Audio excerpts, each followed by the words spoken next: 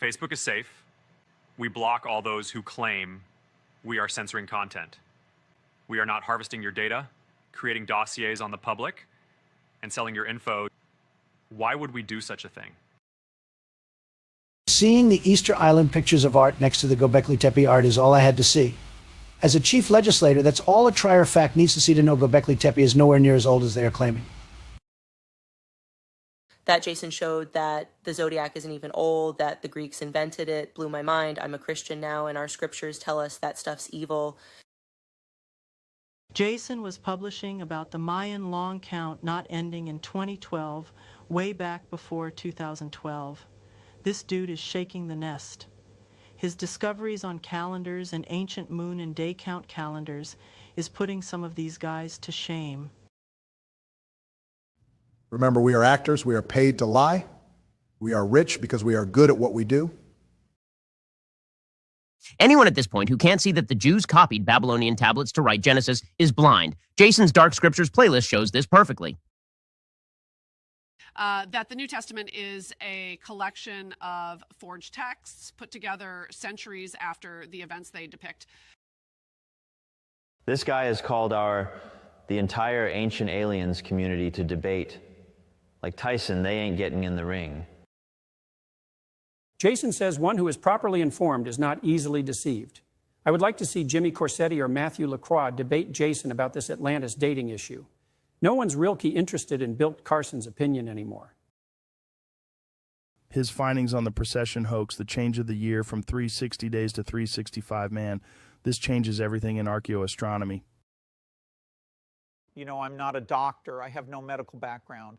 I'm an actor. And even I know Atlantis was the 13th century BC. Jason has dropped massive data sets on the Old Testament, not even being old, but from the Greek era. You think we took you for a ride? Wait till the new Christian Reich takes control. It won't be American, and it sure ain't Christian. I couldn't believe it. I mean, you know, when Jason showed that the Jewish calendar was completely made up, I mean, you know, damned, how are we going to know what year it is now? Yeah, the Shar being a day and not a year totally murders a lot of books out there. That's the reason these guys don't want to talk. Jason killed their little pet theories. It all came true. Jason said I was going to be a part of fake news, just like Billy Carson. I tried to sniff Jason one time, but Big John stopped me. I think Jason would have been into it, though. Don't forget, we are actors. We are paid to lie. We are rich because we are good at what we do. I wasn't so sure about this Archaix thing, but AIX is certainly worth looking into. I'm most impressed that Jason is not going to tell you something. He's going to show you. Archaix shows us if you record enough facts, the answers just stare you in the face. A man who knows the facts is unafraid to joust with contrary opinions. That's Jason. I can't have that dude on my show. You know how many guys I've had on here who are running from that dude? Be a mess. Jason says being wrong gets us closer to being right. You got to break free or die trying, guys. Archaix showed me how to see if there was a tater in them onions.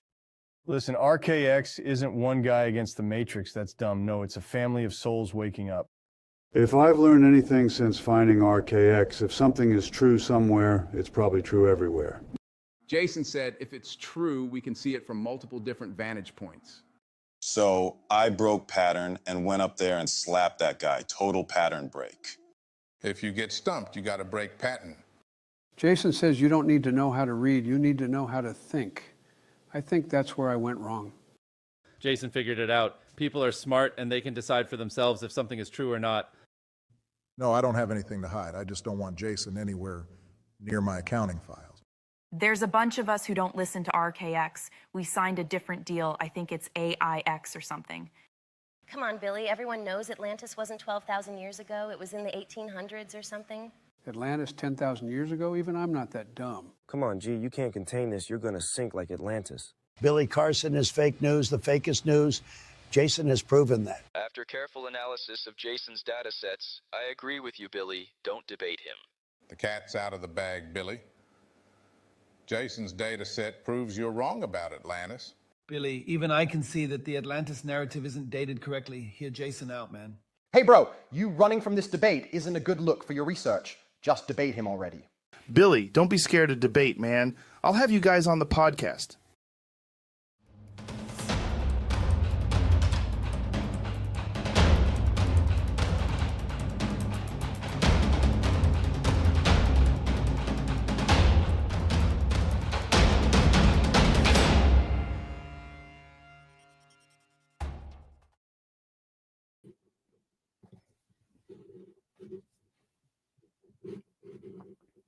Hello, folks.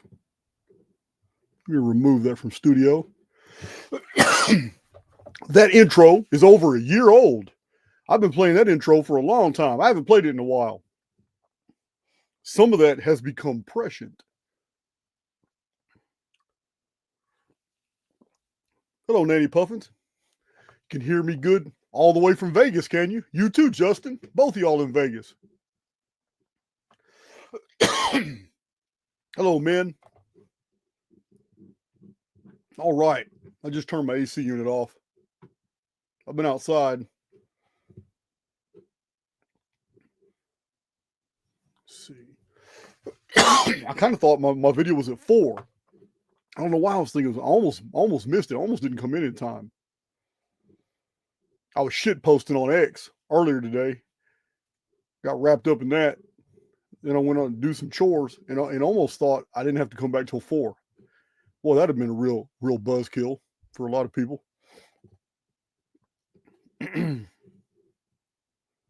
Awesome. Sound is good? All good. So I set something up and I don't know why it didn't show up. So evidently, maybe Big John's we're going to have a meeting of the minds. The StreamYard has a QR code in beta testing, and you're supposed to be able to see a QR code. You were supposed to see a QR code on the screen, but I don't see it, and I don't think you see it either. Cat Dad, thank you.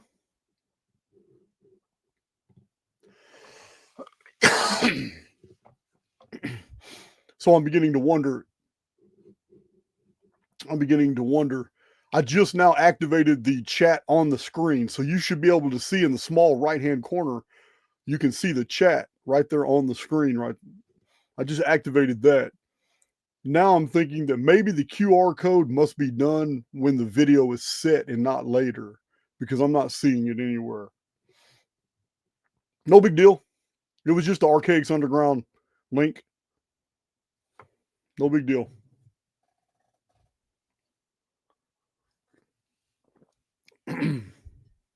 Maybe it's probably something I overlooked. But I'm not going to waste time on it.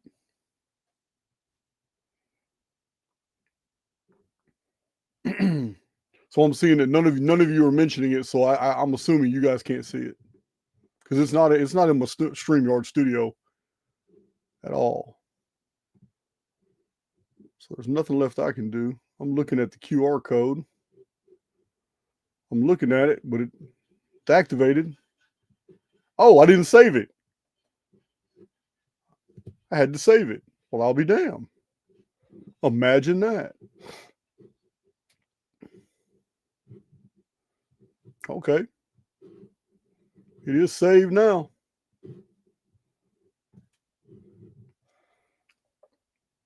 But then again, I'm still not seeing it, so it might have something we'll look into on the next video. So we do have some very interesting things to get into today. Logan's Run is a very interesting movie. But we're going to cover 5 different movies that have basically the same concept here. Logan's Run is just the one I watched last night. I'm in Central East Texas, Chris. Little bitty old town. It was little 6 years ago when I moved here. Willis, Texas wasn't barely even on the map. There's so many people are coming to Texas, and most of them are smart, and they stay out of Houston, so they come up here north to the Woodlands, Conroe, Huntsville, Willis area. Try to stay out of Houston. I don't like Houston.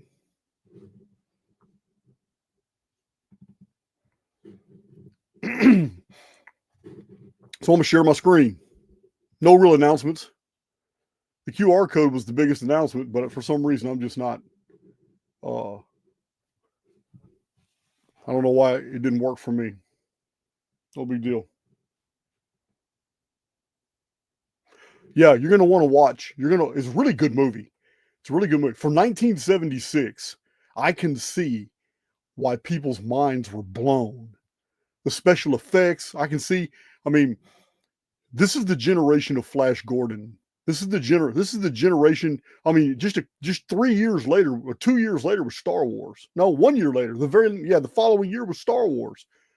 Star Wars up the ante again. I mean, this is the era of Buck Rogers. Yeah, this is the 70s produced a lot of really intriguing movies. Really did.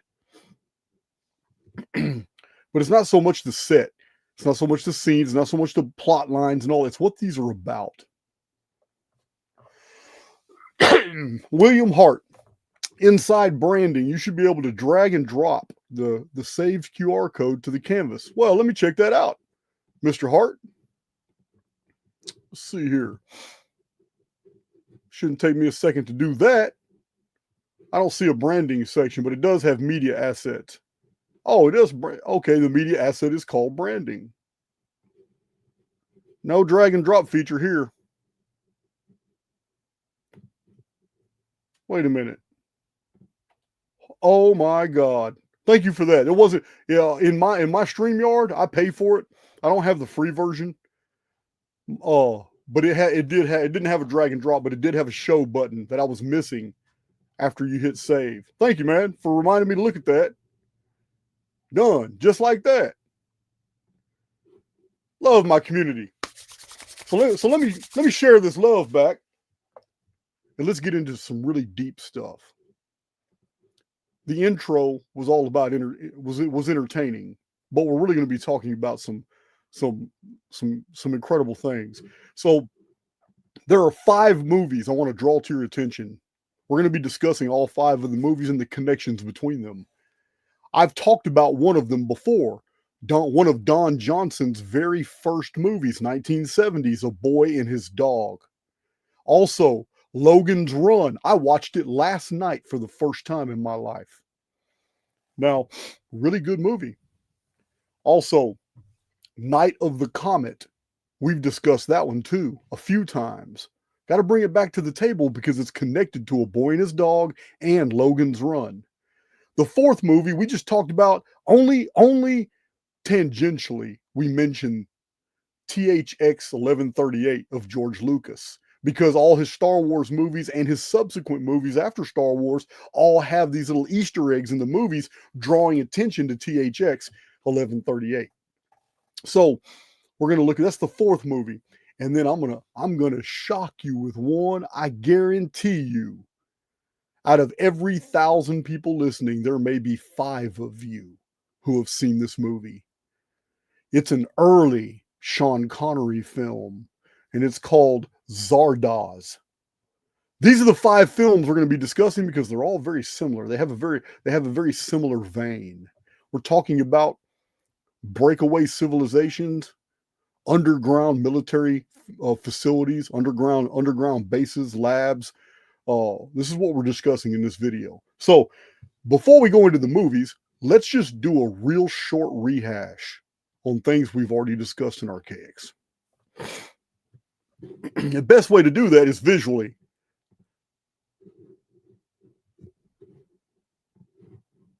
Let me share my screen. By the way, the QR code that you see in the upper left corner, I just wanted to make it easier for you because we're getting close to 2,800 members and rising. Archaix Underground is the social media for the truther community now. It is. We have so many people from other communities that are coming and say, hey, man, this is who I really follow and I listen to them, but I know you guys don't really agree on a lot of things, but I wanted to come check y'all out, and the 7-day free trial was fantastic, and I love what you've got set up here. We have many more spaces on the way. So this is it's very humbling to me to go into Archaix underground and see how everybody's getting along, and see how everybody is just contributing. Everybody can be a content creator. Everyone can find good stuff to add to the community. I mean, we've got almost 2,800 people in there, so you can imagine if even 10% of those people, and it's way more than that, 280 people are steadily uploading their best memes, best links, best articles, the best comments, just putting things together, dot connecting. People are doing some awesome things in Archaix underground. Sharing and the personals, people are making connections. People are actually meeting away from social media in the real world after making connections in Archaix underground, and I think it's great. Their meetups are being set up for people in different areas, and it's not just about Archaix. It's about all of us who are trying to just figure it out. We're all just trying to figure it out. So the QR code just makes it really easy for you. It's right there on the screen. You can just click onto it and it goes straight into the Archaix underground membership. So I'm sharing my screen. You guys like the visual descriptions better, and I do too, because what we're talking about isn't anywhere near theoretical at all. We've already discussed Darren Kuyu ad infinitum. How many times have we have shown since my very, very first YouTube video, which mentioned this place and the many other underground cities that have been found in Turkey? So we're not talking about anything theoretical. We're talking about actual facilities from the ancient world that have no history. None. We're talking about facilities that housed up to 100,000 people. This is Darren Kuyu, but Darren Kuyu is connected by tunnels to 58 other discovered underground facilities just like this. These places were massive. This is rock. How in the hell did they tunnel all this? They didn't do it with hammer and chisel, I assure you that. Here's a huge rollout. This right here, they concreted it in place, but this right here was a defense mechanism. It's ingenious. Here's a giant multi-ton disc that rolls right here to stop people from coming in and out. But from this side, because the way the stone was curved, the person on this side can move the disc out the way. The person on the other side couldn't budge it at all. And the disc even had a hole to allow people to see through it so they could see who's coming. So there could be communication with protection. Yeah, these places this is the Hypogeum. It's very, very similar architecture to the underground city. Well, Hypogeum's underground too in Malta, but it's very similar to what we find in Darren Kuyu.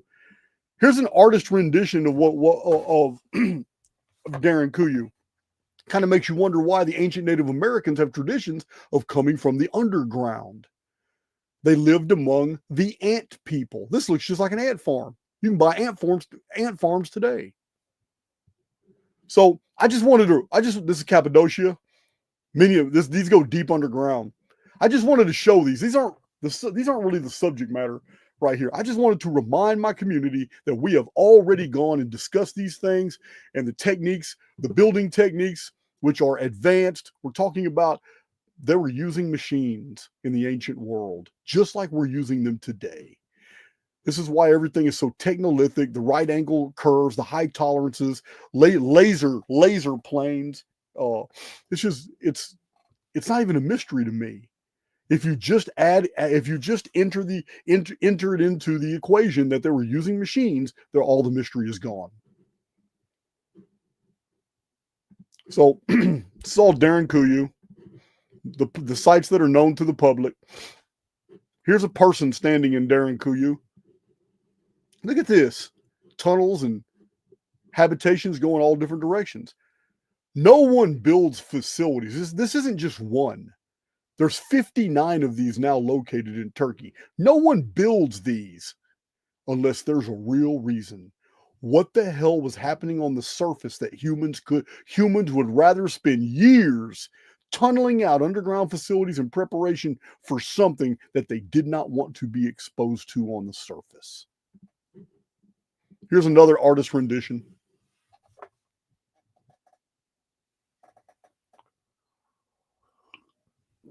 So this is just preparatory. This is still part of my introduction. I'm just showing a bunch of these pictures that what we're talking about as far as existing in the underworld today, is not dissimilar from what we have already found true of the ancient world.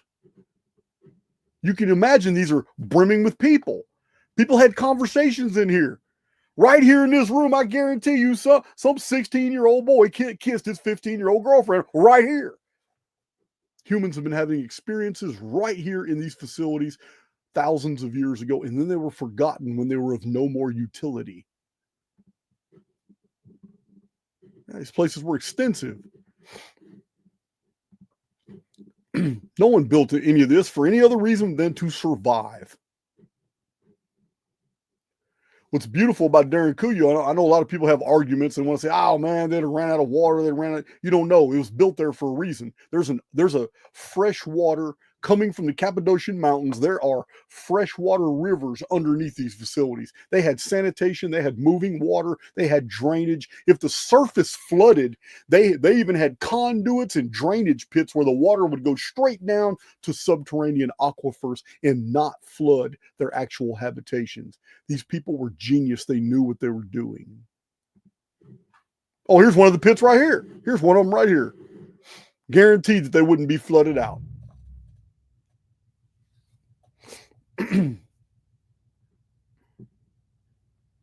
See here.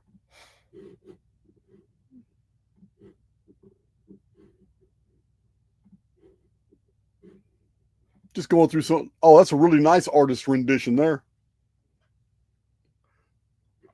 It's not real aesthetic. Didn't have to be. It's utilitarian. And because it's utilitarian, we can necessarily conclude that this was done to save life. This was not done in any effort to stay here for a long period of time. There's no evidence of long occupation here. As a matter of fact, whoever built Derinkuyu did it before the Hittites were even around. And the reason we know this is because the Hittites never found the third layer, the third level, and all below. Because archaeologists have found Hittite graffiti. Hittite graffiti, guys, not official Hittite texts, monuments, structures, statuary, reliefs. No, Hittite graffiti has been found on the first two levels. This is because in the Hittite Empire type period, reign, we're talking about 1900 BC to 1600 BC. Talking about in that area, so local Hittites found these areas and probably occupied the first two levels, not even knowing all this was down here. They didn't even know all this was down here, or they would have went down there. The Hittite graffiti's only been found on two levels.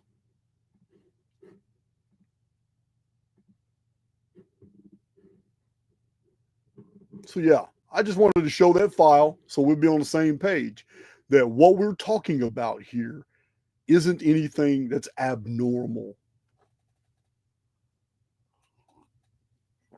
Now,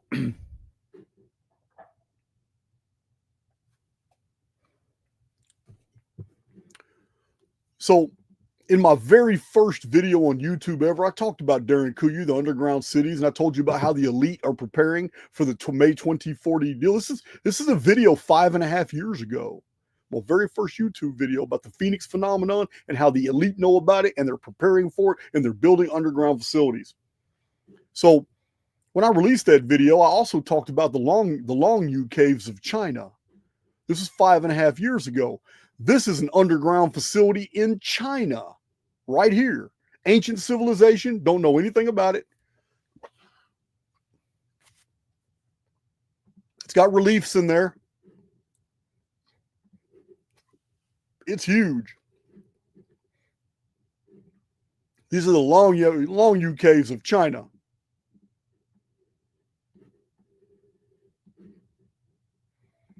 So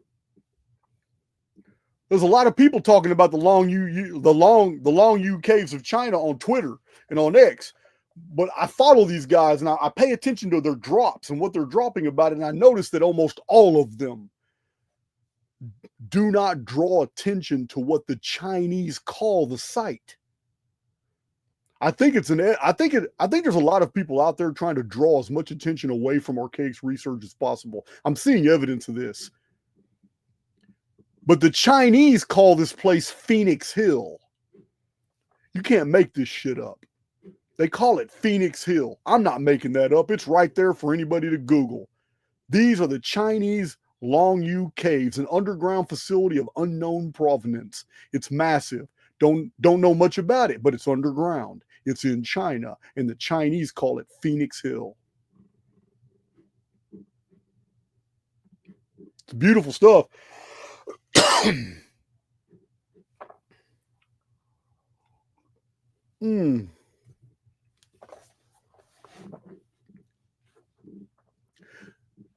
Yeah, nobody wants to mention the Phoenix. That's one of my great critiques. I've been getting triggered looking at Randall Carlson stuff lately on X. Yeah, he triggers me because he's 100% uniformitarian.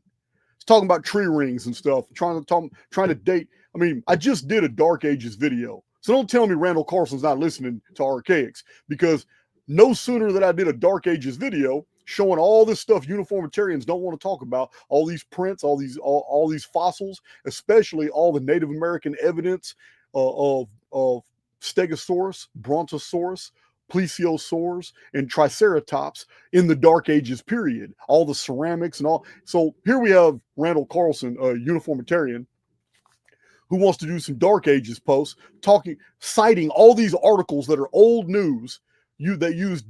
You guys remember my videos 3.5 years ago where I was talking about they've misdated some of these events in the 6th century AD in the 25-year Justinian darkness period, and they've misdated them because they use dendrochronology.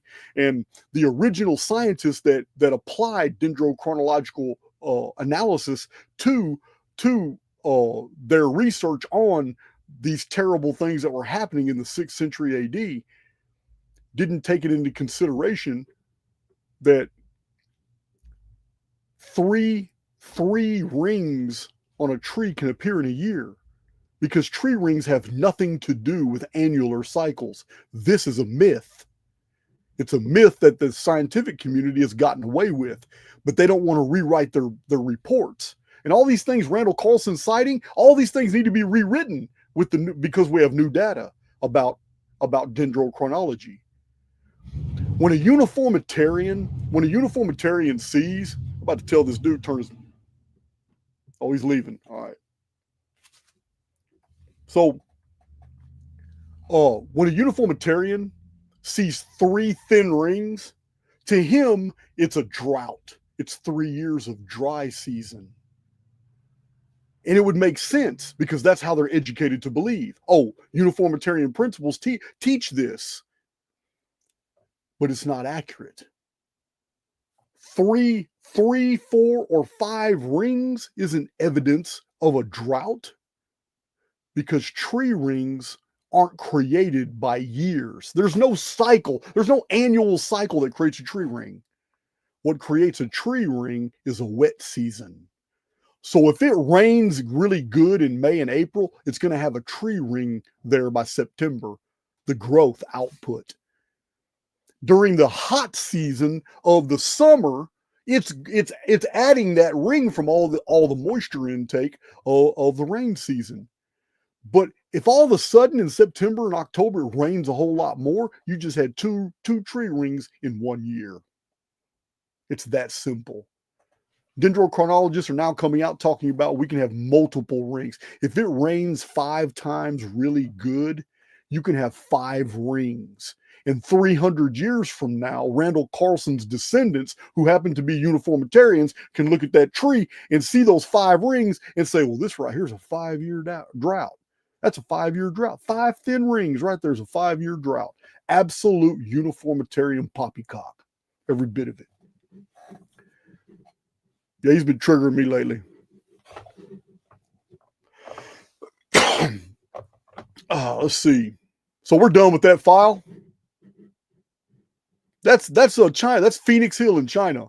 It's another underground facility. And we know that we have many old newspapers. We have many old discoveries of underground. I mean, a lot of these things are not reported anymore because of new legislation.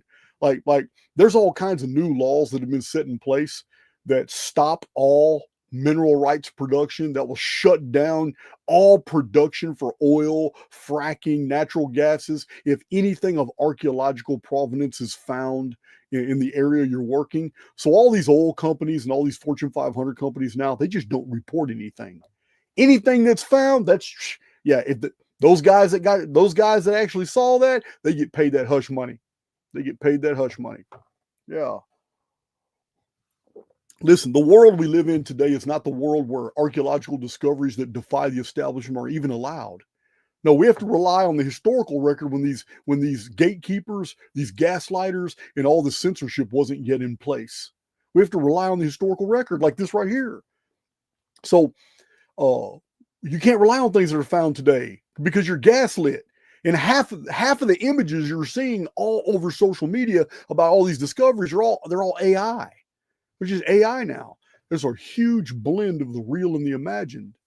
This is why I'm always going to advocate the old books. I'm going to advocate the old books, guys. The jungles of Bolivia, lost cities, tunnels, and the death train. That's David Hatcher Childers talks about these tunnels that go all over under South America in different directions. Laser precision tunnels. Yeah, we have them today. The only mystery is what kind of machine did they use back then? Because we know what kind of machines are being used today. Some awesome tunnels. Yeah, who made that? No hammer and chisels did this.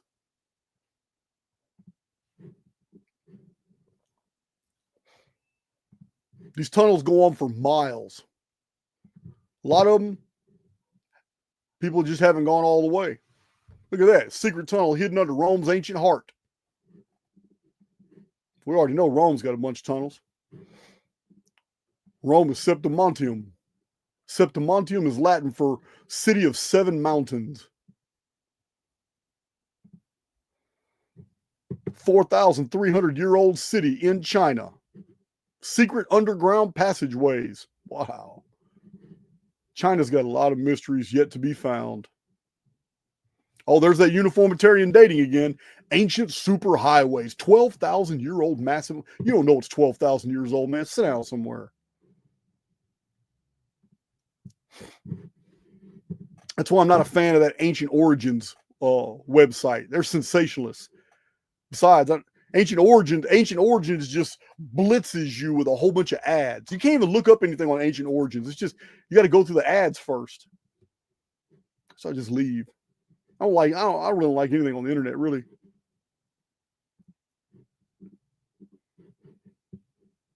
So this is all still by way of intro, just for those new to the channel that don't know. There's even good books. There's even good books that talk about, that cite the traditions. But this book's from the 70s. It's pretty good. Citing traditions of how the gods came out of a mountain. Oh, you know where we're going with that. Ancient American traditions.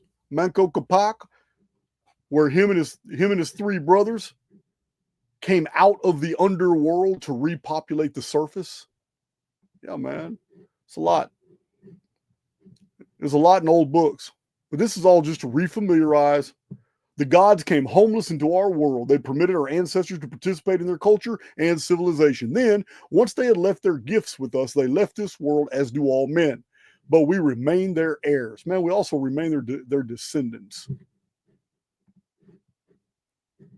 So, that's what I wanted to bring to your attention. Underground facilities of the ancient world. And we know that we have them today. We have them today, right here. There's Phil Schneider, back when it wasn't cool, talking about all these underground tunnels and these drills. Look, this machine here, U.S. Air Force. It probably says Space Force now, but U.S. Air Force, right here. What is the Air Force doing underground building tunnels? That is a tunnel making machine. Once it's set in place, it literally bores through solid rock. It just keeps going. We've had these machines going since the 1940s. So you can imagine just how much has already been built underground. Look at that. That's a drill. That is a tunnel making drill. So, like I said, it's not the subject matter of this video. This is by way of introduction to let you know we've already covered these topics in Archaix and other videos, but you do need a little bit of background before we get into these 5 movies, principally Logan's Run.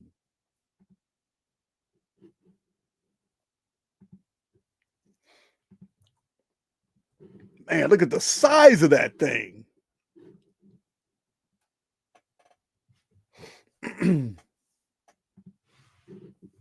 Still in the intro, guys. We're still in the intro. So these boring machines, you know, there are many companies now building bunkers for the elite.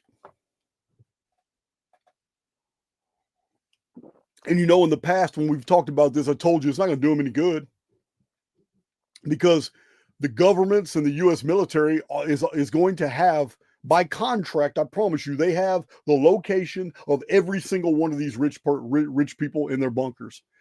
And there is no bunker manufactured today that can stop the U.S. military from infiltrating it. We have the technology to bore in and go through the walls and infiltrate any bunker of any billionaires or millionaires. They can build all the underground facilities in the world they want. We have Delta teams. We have Force Recon teams that will go in there and do full extractions. So these people think they're safe and all that. They're not. They're not. They're not at all.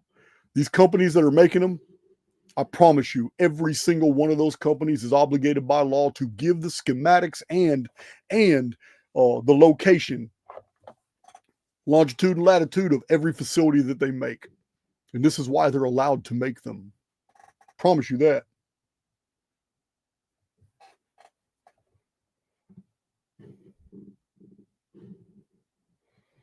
Underground bunkers for the rich. I mean, don't get me wrong. On like the 2040 deal, these would be pretty good as long as as long as your location is unknown and all that. But after 2046, when militaries will be coming back up to the surface, oh yeah, they have your location. They'll be checking they'll have a whole list. They'll be sending out squadrons to every points all over the map to every one of those locations to get whoever's out of those facilities. Yeah, because after a systemic reset, it's all about harvesting resources. Yeah.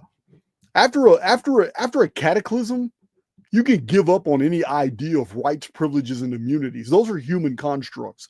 Those don't exist in an emergency situation. Proof of that is all the shit you see on the news today. 4 or 5 guys go beat up an adolescent kid. I've been seeing it. It's all over X. Yeah. 4 or 5 adult men. I'm not going to mention race or anything. I'm just going to say this is going on everywhere. 4 or 5 adult men go over there and find an 11-year-old kid and beat the crap out of him simply because he's a different race. This is the only reason they're doing it. Yeah. The knockout game. A lot of people don't know this. Major cities all over the United States, they have the knockout game where grown men too have been caught and prosecuted. Just driving down, they're in the passenger seat. They jump out the passenger seat, and when somebody's not paying attention, they go over there and break their jaw, knock them out, do whatever. I watched one video where one dude, full grown man, gets out and does it, and because the kid is big and he's thinking he's an adult, he's not an adult. He knocked out and hurt and hospitalized an 11-year-old boy. So it's this shit's everywhere though. That's just isolated incidents. It's everywhere. Yeah, rights, privileges, and immunities and protection. EMS, fire, police, all that. It's all a human construct. It will not exist in total systemic reset. So these facilities are good. They're good temporarily to get through that period and the absolute chaos that follows. Most of the attrition, when I say attrition, I'm trying to be sanitized in my speech. I'm talking about depopulation without getting gory. But most of the attrition after a full systemic reset is going to be within the first 72 hours. Then it's going to start slowly petering out. And it's because humans are opportunists. And most of the violence is going to be from panic. And it's just going to be a whole bunch of senseless violence. when the power goes out, when the internet goes out. You know what? It could take 2 or 3 days before it to happen, but once it happens, once that tipping point is reached, yeah, it's full throttle chaos. About 72 hours is just a major, the humans are culling humans. Then people are separated by groups that feel that make them feel protected because they saw the culling. And yeah, I'm telling you now, total systemic reset is always going to burn. It's always going to defrag populations by race. Listen, you could get mad at me. I don't give a damn. It is just a logical conclusion. In a total systemic reset, after 3 days, 4 days, 5 days of epic violence being seen by so many different people, I promise you, every human race will separate just like that for protection. Just like it's gonna be something that's just so unconsciously done, just like animals. Animals do it too. Herd mentality is going to kick in. Everybody's going to want to be only around their own. It's just the way it's going to be, because everything else is a human construct. If politics force people to get along, yeah. If culture tries to pretend people actually get along, listen, man, I'm telling you, I'm not even racist, but I'm telling you now, it is pure 100% an anthropological fact that the entire history of the world is segregation. It's only been recently that forced multiracial relationships were basically legislated into the public mindset. The reason I'm mentioning this is because I don't want people to get triggered when they see these little screenshots of Logan's Run, because it's 100% nothing but white people in 1974 in this movie. 1974, a lot of America was just white. So this is what we're talking about here. This is a concept piece, a bunker community. It's really an underground city. This place doesn't exist like this, but it could be something different. So these right here would be safe only temporarily, because after the shock and awe period of about a week or two, because the shock and awe period is going to be violent. In total systemic reset, it is absolutely violent that first 72 hours once we hit that tipping point. 72 hours, it's just a culling. People just go crazy and they can kill each other. And there's going to be all kinds of murder of opportunity, meaning people who had a bone to pick with their neighbors, people had a bone to pick with anybody around. This is when they do it. But it's all going to be highly localized. Nobody can really travel at this time. All the roads will be congested of all the other dumbasses who thought they could travel. Yeah. Total systemic reset. Yeah. Everybody, it's going to be there's going to be a lot of people stranded in airports who think they were going to make it home and all that. It's just total systemic reset. Most people have never processed exactly how chaotic that's going to be. The best thing to do is just stay indoors. Don't be seen.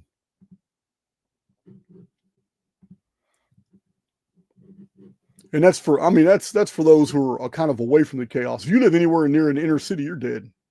There's no, you better be armed to the teeth. Yeah, this is where the homeless get their paybacks. So, underground bases. I'm still in my intro, guys. I ain't even talked about the movies yet. Underground bases are a thing. There's nothing theoretical about underground bases. Here they are. I'm just going to flash through these. Underground bases are a thing. They're not even a secret. You can even look up the congressional legislation that was passed in the 1972, 73, 74, and 75 to fund underground facilities. We can also assume that a lot of the NASA budget was to fund underground bases. Because NASA's never sent nothing in space. That's all misdirection. Yeah. Underground bases everywhere. All of this is public domain information. There's nothing even secret here. Nothing even secret here. Concept piece. There's more real estate in the underworld than there is on the surface, guys. Because in the surface, You basically have 2 dimensions. In the underworld, look at this. You got 3 dimensions. You don't just build in on the surface, you just build in 2 dimensions. Even if you do go 120 stories high, it's still 2 dimensions compared to what you can do in the underworld. And you can build a city 5 miles high. Yeah, we don't have any buildings 5 miles high.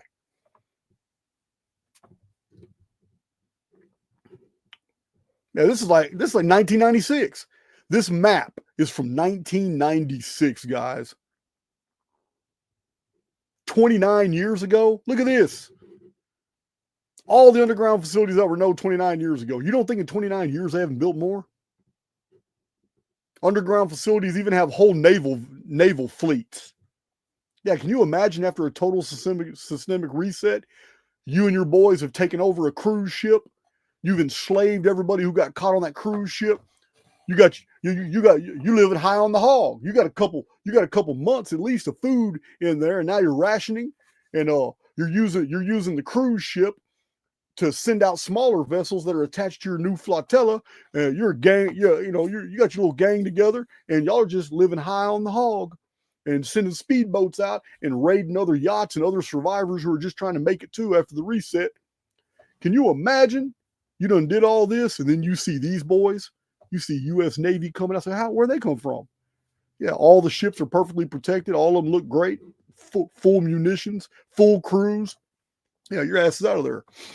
Military ain't stupid. They got their shit on dry dock in the underground, just waiting. Whole gardens, garden facilities, all kinds of things grow under the right light. You don't need the sun, guys. You don't need the sun. And you really need to use your head before you try to argue in my chat like people have done in the past, talking about, oh, Jason, you don't know what you're talking about, man. If people don't get a little bit of sunlight, they die. That says bullshit. Yeah, you need to go visit the Texas prison system, because in administrative segregation, there are men who have not seen the sunlight in 20 and 30 years, and they're just as healthy as can be, doing their push-ups, doing their pull-ups. Apparently, health is more attached to diet. They don't eat processed food. They don't eat junk food. They're in Texas prison. They're eating raw. They're eating all those vegetables that Texas prisoners grow. Texas prisoners eat pretty good because they don't have all access to all this junk foods out here in the free world. So, yeah, I've met guys that were pale, super pale, almost luminescent pale.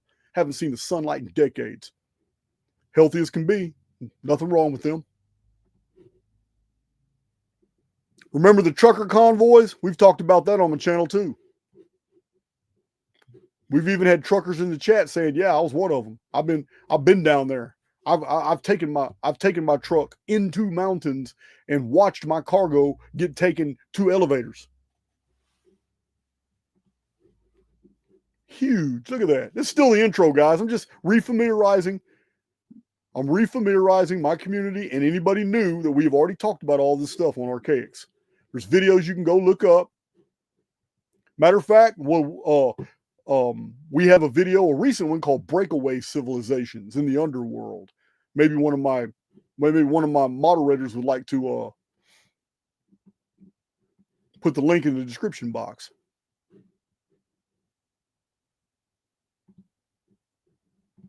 I'm almost done with this. I'm just showing this. Look how old these trucks are. This is a really good black and white picture. Here is an underground tunnel. This is like a service tunnel. But look at the antiquity of these trucks. These are 1960s, guys. Maybe early 70, 71. Look at these. Yeah. Been doing this for a while. Cheyenne Mountain. No one really knows. That's Space Command, NORAD. It's like 21 different secret facilities all in there. Well, we already saw that. That's a Chinese one. Underground facilities that got World War II era planes. Why would they have those? So, in my community, in the early years of Archaix, I used to tell you guys that if you really want to know what it's like to live in a post-reset society, You need to read, coincidentally, Out of the Ashes is a reference to the Phoenix, but William Johnstone wrote a 36-book series called Out of the Ashes. I have a fan who lives near San Diego named Eric. Eric he's such a pure heart. I have another friend in San Diego, Errol G. He knows Eric real well. And so does Paul, my publisher, because he's always at the book tree. But Eric was so enamored with Archaix and watching all my videos. He emailed me regularly. And I met him in San Diego. And when I met him, he gave me a box. And he says, man, after you talked about that series, I had to hunt them down. He says that they can't be found all in one spot. I could order 24 books off Amazon. The other ones, I had to hunt for these. But man, I found all 36 books. And he read them and he gave them to me. They're in the Archaix library right now. All 36 books of Out of the Ashes. I believe Big John has book 1. But matter of fact, Big John, if you're listening, you've had book 1 a little too long. But or it might be my dad has book 1. I can't remember. So anyway, Out of the Ashes by William Johnstone. You don't need to read all 36 books. By the 12th and 13th book, you got it. You got it. I mean, it is amazing, the detail, but it's also harrowing. It's a wake-up call. You just read the first dozen books. It is a wake-up call as to how society will rebuild itself and come back together, and all the horrors of what it's going to take to get that to happen. And in that series of books, the main character, General Ben Raines, retired, comes out of retirement to lead the American people. And one thing he knew was that underneath a lot of American Air Force bases were facilities just like this with World War II era armaments and munitions and tens of thousands of vats of oil with all the necessary machine parts to rebuild all these really quick. Yeah. America, after the reset, had the only working Air Force, and it was all World War II vintage stuff because it all works forever. No jet, no turbine engines, nothing.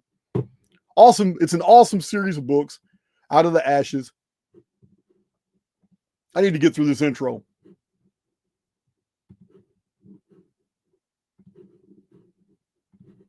Look at that. All underground. Damn.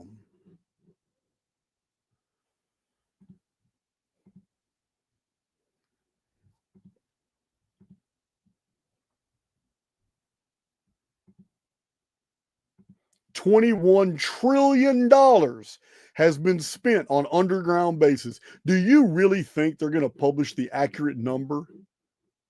Hell no. It's way more than 21 trillion.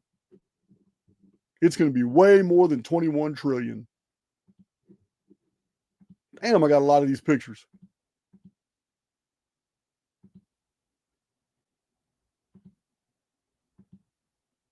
That's out of a movie. That's a movie scene there. Because there ain't no real rockets that look like that. I think that's a James Bond movie. Matter of fact.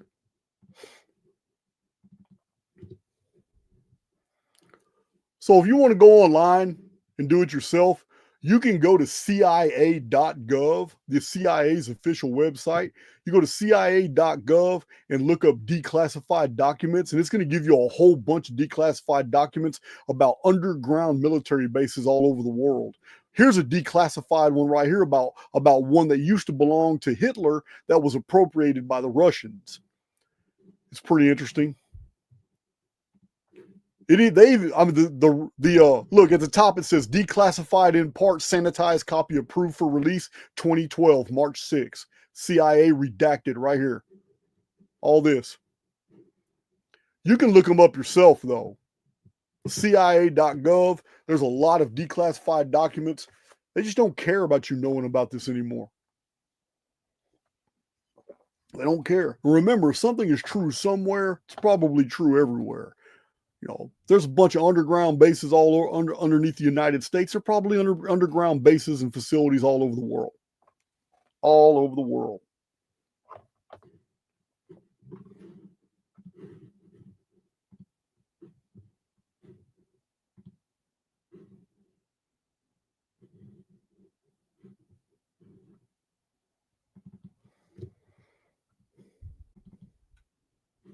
Already saw that.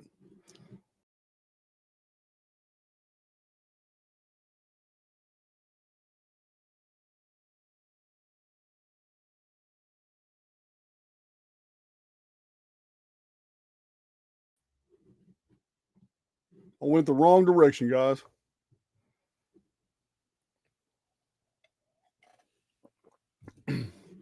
All right, so let me see. Get back in here. I clicked out too far. Almost clicked right off the video.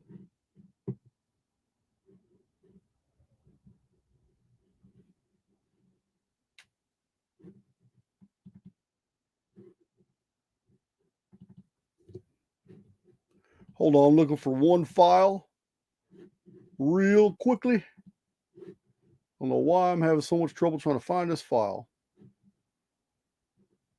Oh, there it is, right there in front of me.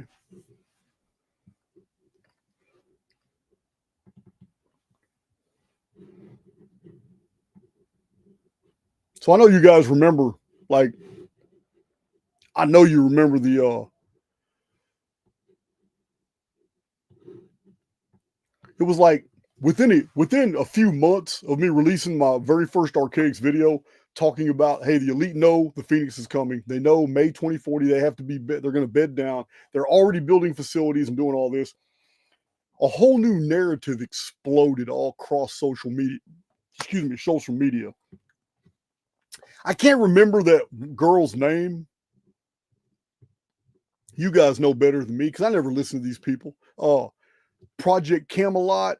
The chick was talking about underground. The white. She's not the only one. X-22 report. Wano Saban, Ismail Perez. All these Galactic Federation people talking about the White House, the White Hat. Trump and the White Hats are taking out all these satanic pedophiles in the underworld and taking out all the cabal dumbs. You remember that narrative that was real popular with during the early days of the Patriot Pacification Program? So when my channel first started, all these guys, Michael Jaco bragging about being ex-CIA, Ismail Perez talking about aliens and Galactic Federation and talking about children being rescued in the underworld. Frog News Network, he's dead now. Mike Penny used to talk about it all the time. They basically took him out. I don't think they killed him. He might be dead because his health was bad, but he lost a lot of credibility because he had brought on as an expert this guy who was talking and giving him all kinds of intel and all that, and then come to find out that the dude was a pedophile, and he got taken down. You ain't heard about Mike Penny since. His partner in the Frog News Network, he was really a likable guy. He was really a good old country boy, likable guy. He started the Frog News Network. He used to collaborate with Mike Penny, but his health was real bad. COVID took him out. Charlie Parks, Charlie Ward. I mean, all that whole era, what's that dude that used to call the Brown Zone? I used to listen to him a few times until I started realizing, dude, you're blowing smoke up my ass. You literally call yourself mil-spec ops. Yeah, 100% controlled op. Talking about they're flying people to Guantanamo Bay, and he really painted a really interesting picture showing all the flight paths and all that, showing where Biden's going and really creating mysteries where none existed. And making a bigger deal out of all the flights going to Guantanamo than actually there, and even dropping just enough for you to pick up that they were delivering political prisoners to be executed at Guantanamo. None of that ended up being true. Can't remember that dude's name. He even admits having a military background. I just remember this is mil-spec ops reporting such and such, and I got to thinking about it later. I said, this dude's full of shit. He's full of shit just like X-22.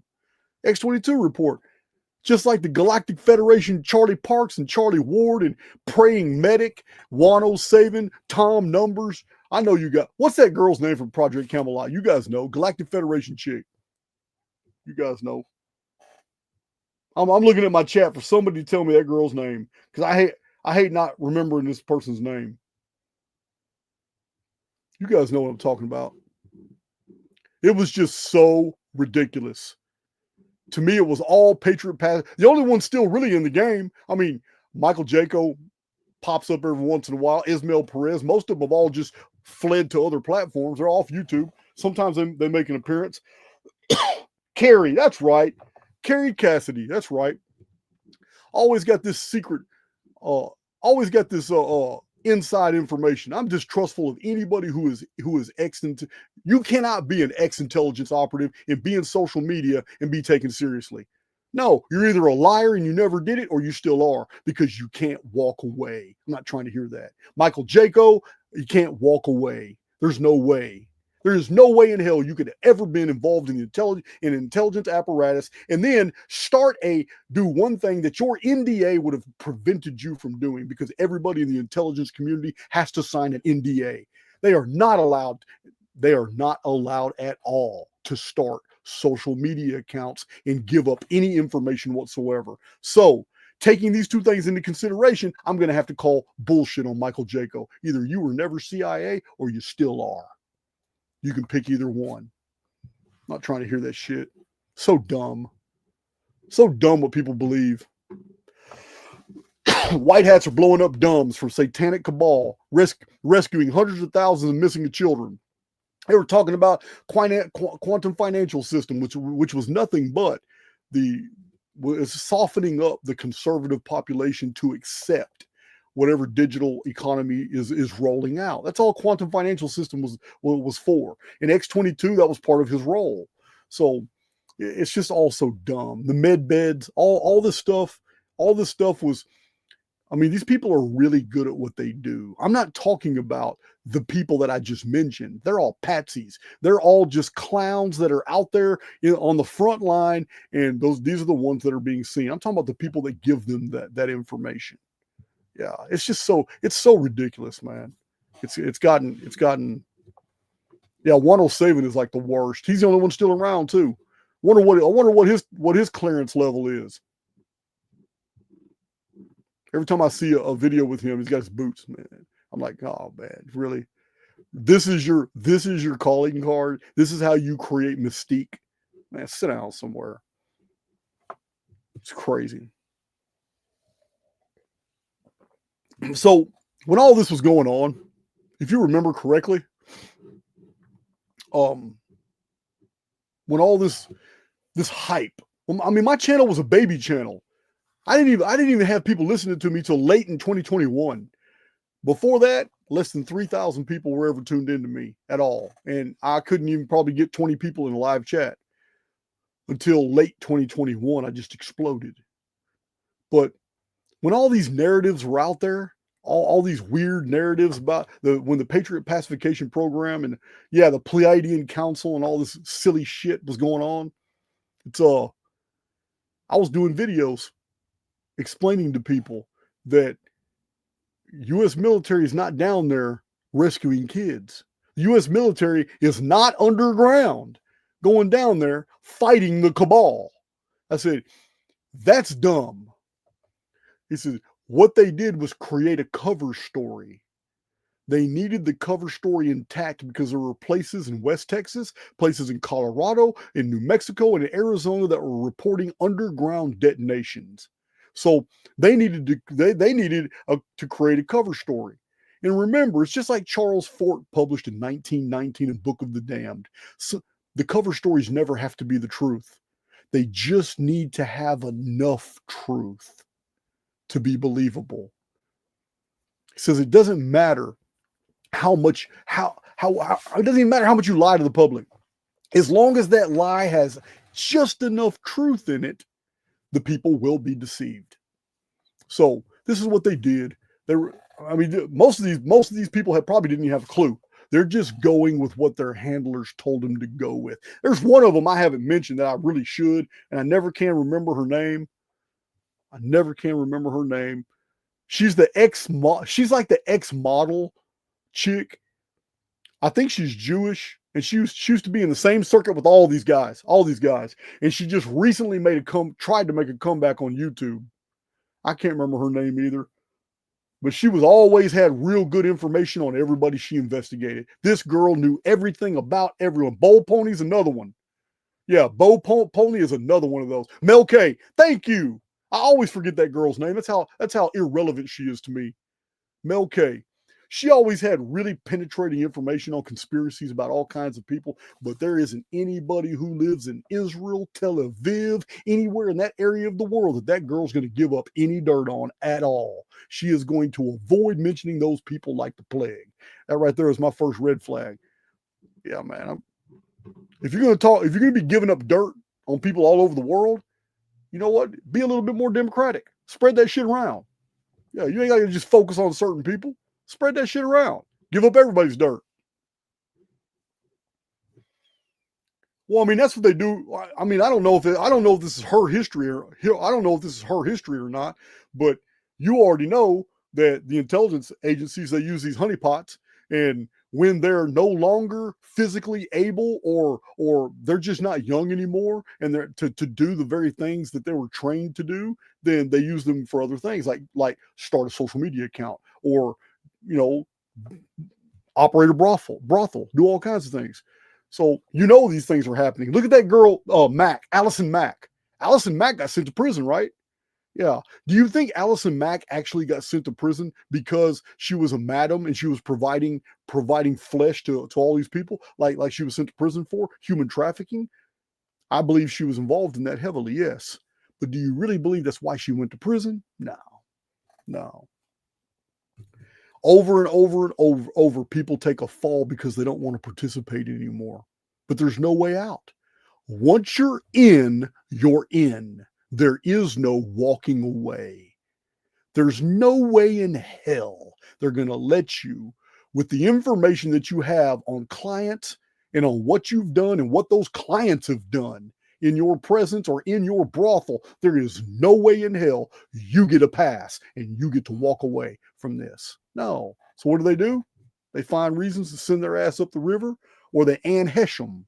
You know what I'm talking about. Some of them are born into it, Michelle. Some of them are. So anyway, I really don't even care. I do not even give a damn. I don't even give a damn, man, that Tel Aviv is running the entire world. I don't even care. I don't even care, because this whole entire mess that we call reality, it's foobarred. There's no repairing this at all. The level of corruption from the top down is so systemic that you're a moron for raising up and trying to save the world, trying to fight. You're dumb. There's no saving this. This construct is specifically designed this way. It is the ultimate escape room. Yeah, you're here to observe, learn, grow. Yeah, man, sometimes we suffer, sometimes we're victims. It's all a part of that spiritual process. But this place is foobarred, and there's no way in hell that you're ever going to convince me that we were here to save this mess. Yeah. So crazy. So I said years ago, before my channel even got popular, that we're being lied to, and that all these other guys that I just named, girls, they're lying to you. Trump and the military are not saving children in the underworld and blowing up dumps. Those detonations are because they're clearing out real estate in the underworld to build more facilities. And I'm still sticking to my guns. I'm still sticking to my guns. That's exactly what they were doing then. Now, Denver Airport. I want to thank you, Daniel. I'm not going to give your last name. I know it. I got it right here written on my screen. But I want to thank you, Daniel, for the email you sent me of the photograph you took at Denver Airport. The Denver Airport has some real weird murals at one time. I don't think they're there anymore. Too controversial. But I'm going to share my screen, and I'm going to show this Denver Airport poster. It's just a poster. But you need to see it. You need to see it. Because this right here, I'm going to take my hat off to David Icke. I'm going to take my hat off to David Icke. I disagree with the man on a few things, but it doesn't matter. But I got to take my hat off to Mr. David Icke. Once you see this, you'll understand. So crazy. It is so crazy. All right. Let me find this image. Hold on, let me find this image. Share my screen. Entire screen. All right, got it.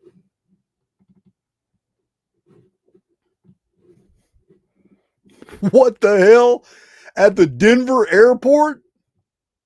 Apologies for the noise. It takes really big drills to get to the underworld. Let you process that for a minute.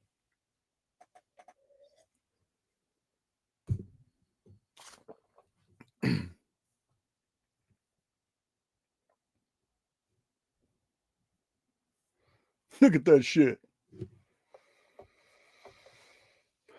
They're trolling us. That's trolling. Apologies for the noise. It takes really big drills to get to the underworld. Remember, guys, it was around Colorado and Denver that the underground detonations were heard. It's crazy, man. It's clown world. It is a clown world, guys. I mean, even if it was a normal human,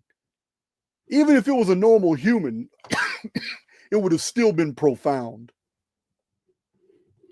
But instead, it's a lizard. Man, I told you guys years ago when I read Children of the Matrix, David Icke had me looking at everybody trying to find out any evidence they're a lizard. So crazy. So crazy.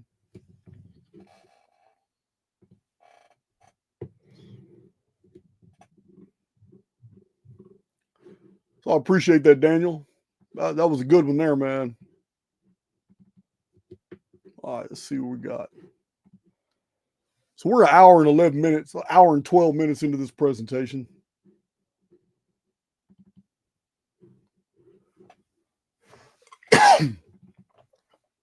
Talk about Logan's run.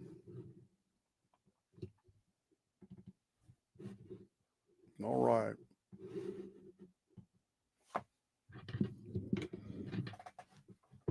I'm going to share my screen again.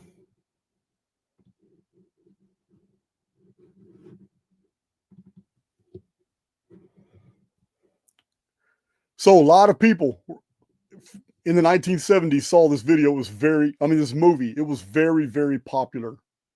Very popular. Let's see here. Let me move my notes so I can see these images better. So this guy right here, he's like an underworld police officer. No one has weapons here except for the Sandmen. He's called a Sandman, and the Sandmen are the security force. They live in a domed facility. Much of the facility is underground, but the part of the dome is above ground. Everybody you see in these stills is 30 years old or younger, and every day they have this ceremony. It is so crazy. All these people walk in, all these people who are of age. Well, no, excuse me. All these people right here are not of age. They get to watch those who are of age. In this underground facility, the world has been destroyed. The world has been destroyed. It's the year 2244 AD. They're living under a series of domes that are all connected together. It's a whole domed city. Most of the city's underground. No one is 31 years older and older. 31 years or older. Everybody dies at age 30. So it's really crazy. But they have a ritual because there's 365 days in a year. The ritual is 365 days a year. Every day they do what's called carousel. This is some creepy shit. Even when I was watching, I was like, wow, they pulled this off in 1976. This is genius. When you're watching the movie, the carousel part's creepy as hell. So they really got my attention. And in carousel, they're all indoctrinated to believe that it's about renewal. Oh, in the carousel, the only ones in the center of the amphitheater, they're in a theater, and in the dead center are those who are about to be carouseled. Carousel means to go around. Well, the carousel is in the air, and all the seating arrangement is really interesting. and they have this like magnetic field take over the center stage, so it defies gravity, and everybody standing in that area starts floating upwards, and there's no way to defend against what's coming. And they willfully get in the center because they're indoctrinated to believe that it's time to be reborn, and to re-enter the circle of rebirth. It's called renewing. And it's reincarnation, but it's renewing, and it's the carousel event. It's really crazy. So Logan of Logan's Run, he's a Sandman. And because some people, it's a minority, it's just an extreme minority, but some people aren't trying to be carouseled. They want to live, so they try to escape. They're called runners. And his job, because there's a runner every day at least, once or twice a day, there's a runner. They got a whole surveillance network set up, and the entire domed city is run by an AI. And this is amazing because this movie was 1976. It was all written out in 1974, 75. Computers weren't even a thing. You understand? And this was all about AI. AI was controlling everything here. You should really watch this movie, guys. So Logan, in the beginning of the movie, he hunts down and chases a dude, and him and his partner, main characters in the movie, they hunt down a runner and they liquidate him. And it's really creepy how they dispose of his body and all that. Well, you can see it in the movie. But these are people who turn 30 and they don't want to go. When you turn 30, the crystal in your hand starts blinking red. That lets everybody around know you that it's your turn for the carousel coming up. You're going to be carouseled real soon. People's crystals have basically denote who they are in society, what their age is, and all that. The crystals are in their hands. So, this guy, I don't have these stills in order, but when people actually do escape the city, when they escape, they're looking for a place called Sanctuary. And everybody Sanctuary is a secret. Nobody's allowed to talk about it. And a few people go to talking about it, and Logan finds out about it when he liquidates a runner, and he gets this Egyptian Ankh, which is a key. Logan learns about the Sanctuary place, and he's really curious. Well, for years, people have been escaping the city. And it's only found out later on, when they escape, they have to go through this ice cavern. And inside the ice cavern is this AI-controlled android thing right here that freezes these people to death and puts them in cryostasis. So even though there is an escape from the city, the escape is right into an elaborate AI-controlled trap. This is Logan and his partner. Both of them are Sandmen. Both of them are Sandmen.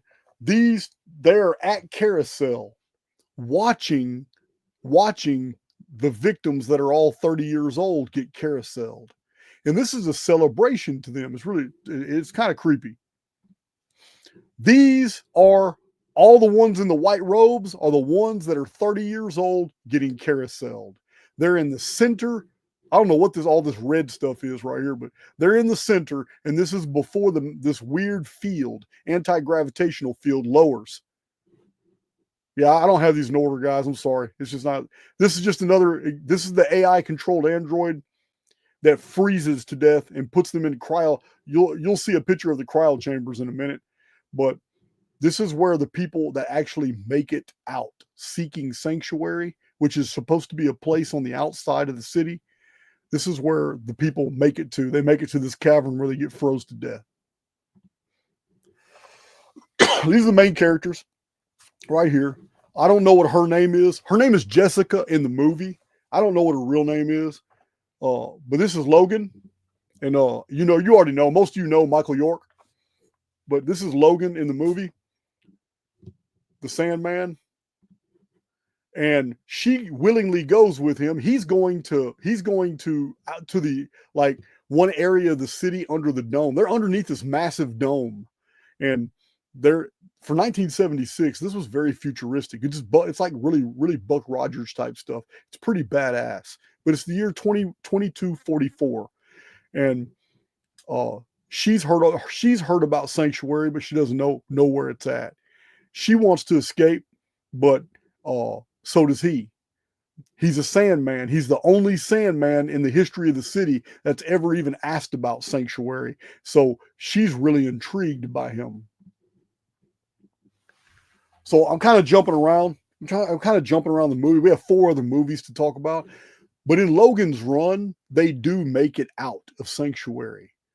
When they make it, they do make it out of the city. And when they make it out of the city, they run into this guy who's turned the state capitol, the Lincoln Memorial, the White House, into his own private residence. Because a forest, you recognize what it is because they walk into the Lincoln Memorial and the whole statue's covered in vines and ivy. Listen, the setting, the staging they did is amazing. They really made it look like Washington Monument is cracked and covered in vines. They really made Washington, D.C. look like it was completely taken over by a swamp. So it's really good. This is the only human they find. It's an old guy. His wife has already passed away, and his biggest worry was nobody was going to be around to bury him when he died. So he makes her promise, "Hey man, when I pass, are you going to bury me?" And she says yes. And it's pretty sentimental. But they're telling him about the world outside, and you know, there's not very many humans out here, and they're tripping because the outside world isn't even known to anybody inside the dome. Everybody inside the dome has accepted the AI-controlled program of living till you're 30 years old and then being carouseled. Here's the city.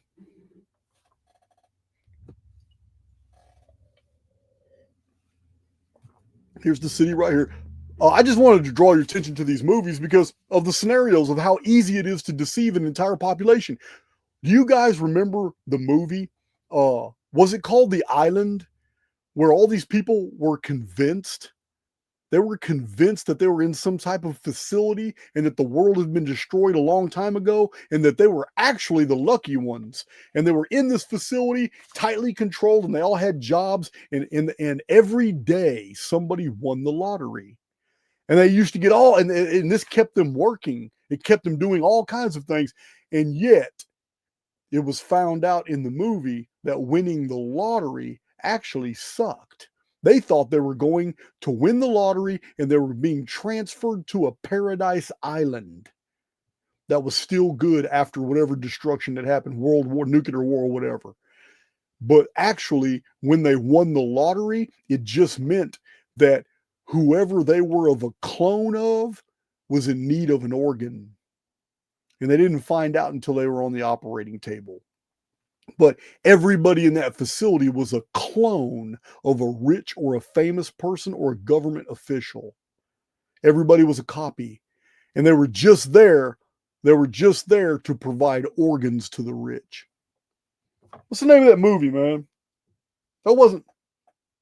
I'm looking in the chat right now. You guys know it's a great movie. It was a great movie.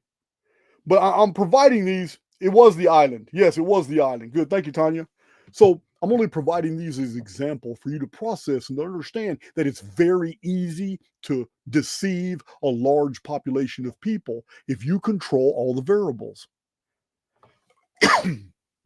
So that's what's happening here in the dome. They think they're the last people on Earth and the entire world is destroyed. It's not safe to go outside. So they've totally accepted living in the underworld and in this under the dome city, and they've totally accepted this lifestyle that means that they're going to live until they're 30 years old, and then they're going to be, because it was given to them as basically a moral, social, and religious duty to be carouseled. Great acting. I was really impressed with this movie, 1976. I was really impressed. Really good acting. I like the costumes. It was really impressive. I wasn't expecting that. I mean, from a perspective of somebody who has seen all the CGI and modeling of 2025, all the way up till 2025, I'm just not. It's 49 years ago. This is just is really good job on this movie. This is just a symbol of the crystal that's in their hand. Once it starts blinking, they're up for carousel. Here's the carousel. These are all 30-year-olds that are in these robes. This is the beginning of the carousel ceremony. I don't remember what they're looking at right here. Some type of an announcement. I can't remember.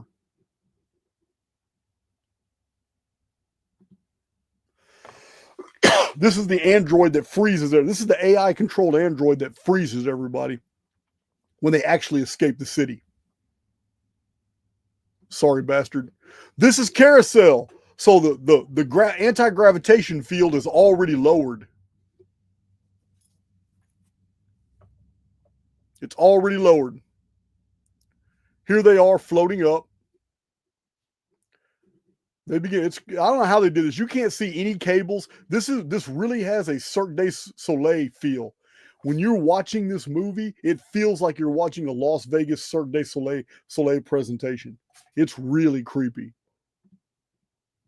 We'll get to it. I'm going to go back to that real quick. They're just floating up. It begins with them all floating up, so there's no way to defend against what's coming. And as they get higher and higher, that's when they start exploding. They start getting zapped one at a time. Just one. The whole ceremony is one death at a time. They get zapped with this something that gives off sparks at the top of the ceiling. Each one of them is being carousel killed.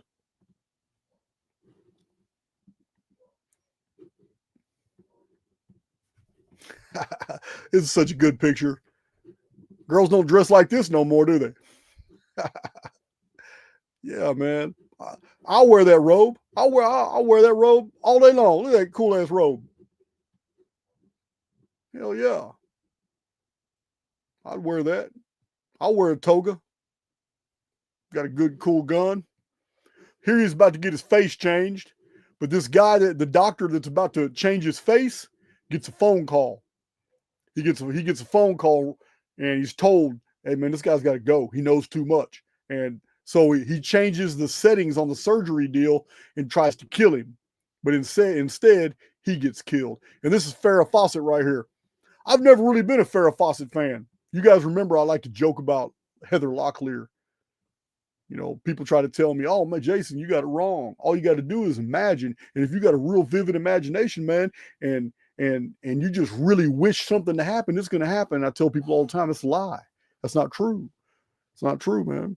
You got the law of attraction is teaching you that, man, and it's wrong. There's another element involved.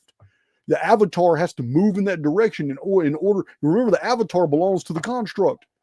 You're just borrowing it right now. And there's no way in hell that imagination is the only ingredient that you need to make circumstances happen the way you want them to happen. It's bullshit. Because if that was true, I would have slept with Heather Locklear years ago. And it never happened. I've never really been a fan of Farrah Fawcett, but I was Heather Locklear. Let's see here. This is old guy again. He's pretty cool. Doesn't have much of a role. But toward the end of the movie, though, it's pretty compelling scene when all the people in the city under 30 years age, they finally realize they can get out. He's the one they see, and they come up and they start touching. They've never seen gray hair. They've never seen these gray beards. They've never seen an old person before. So it's pretty interesting at the end of the movie seeing their reactions. Here's that creepy field, and they begin floating up. And listen, they did a really good job of hiding those cables. They did a fantastic job. I looked and looked and looked, and I could not see a single cable.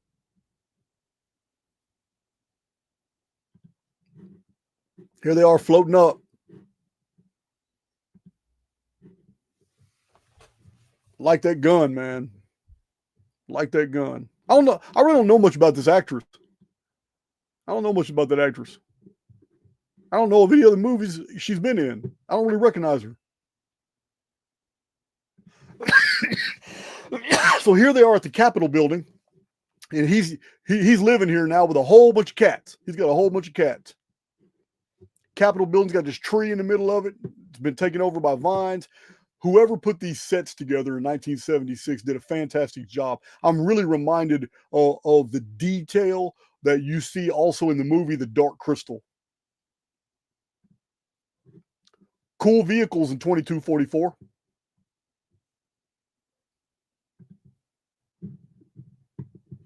Yeah, here's that creepy,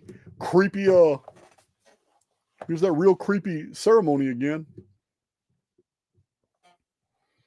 So in the movie, you get to see this.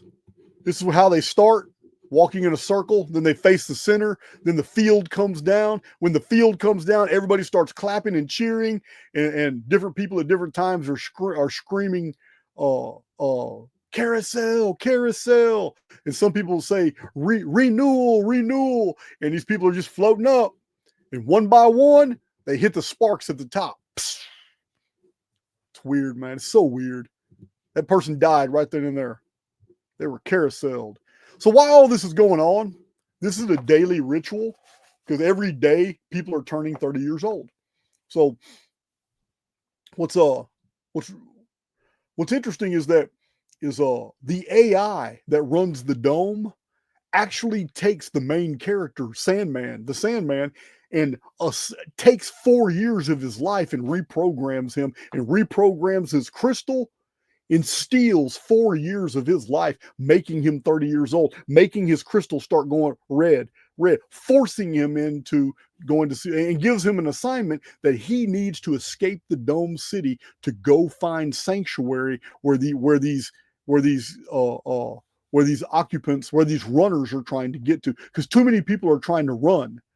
There's a whole unit of sandmen, and the AI is trying to stop all runners. So the only way it can is to go find sanctuary and totally destroy it. So sanctuary is a place. At least the AI believes it's a place, even though the AI has this android set up on the outside of the dome in order to block people from escaping. And that the AI puts them in cryo chambers, freezes them. So the main character is forced. He's forced to become a criminal. He has 4 more years until it's his turn to be carouseled. He's 26 years old in the movie. So he's kind of effed up about it. I'd be effed up about it too. You just stole 4 years of my life to give me an assignment that might kill me. So, yeah. That's what the AI did to him.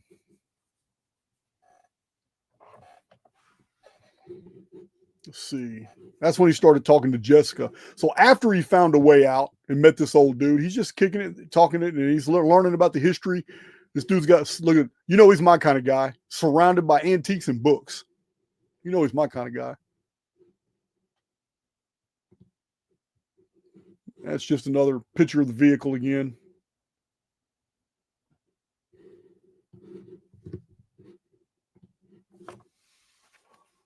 There's our main character, Sandman, and Farrah Fawcett, who was a nurse practitioner for the surgeries in here. And there's the main character, Jessica, right here. I can't remember that dude's name, the old man's name in the movie. So anyway, Peter and Jessica come back and they tell the others when they find the old man. I mean, there's some adventures. I'm kind of going through this pretty fast, but they have some adventures and they make it through the ice cave and they end up destroying the android after the android shows them all the people who have been frozen. You need to watch the movie. It's really good. So they get past him, and for the first time in their lives, they go outside and they see rivers and mountains and all this wildlife, and they travel for a while toward the Washington Monument because they see this giant pillar, and they go in and they see the Lincoln Monument. When they see the Lincoln Monument, they're looking up and they're amazed because neither one of them have ever seen an old person. They're looking at Abraham Lincoln sitting in his chair in the Lincoln Memorial. covered in vines and stuff. It's really good staging is what they did. So they're fascinated seeing the beard and seeing the real Abraham Lincoln. And then they wander into the Capitol building and they see this old man. And that's when they meet the old man. And they make a deal with the old man to come with them back to the city. And he stays outside and they sneak back into the city and they get caught. But they get caught telling everybody the truth. They're yelling it from a balcony saying, you don't have to go into carousel. You can come out this way and you can get out of here and you can see, man, outside, man, you're being lied to. You don't have to die.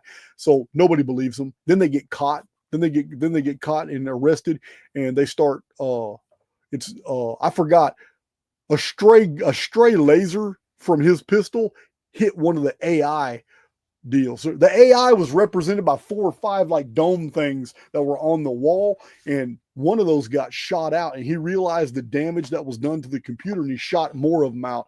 And the AI and the dome city itself kind of self-destructed, and the people went outside and they saw this old man, and they all just gathered around him shocked, looking at this old man. So really good movie.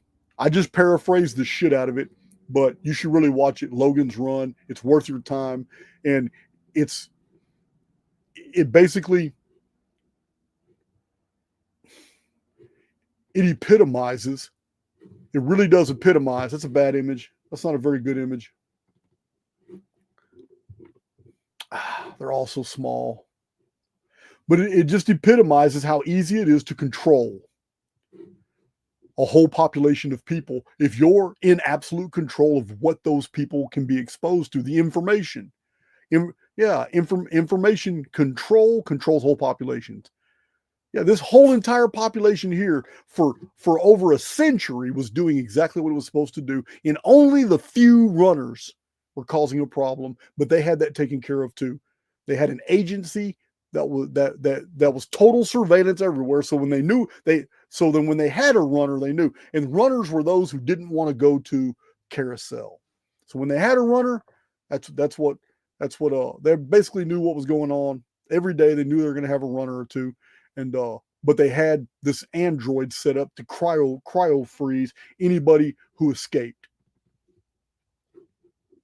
So our hero and his girlfriend were the first to escape and see the outside. They destroyed this android. That's a pretty cool little picture. A couple kissing right here when they got froze.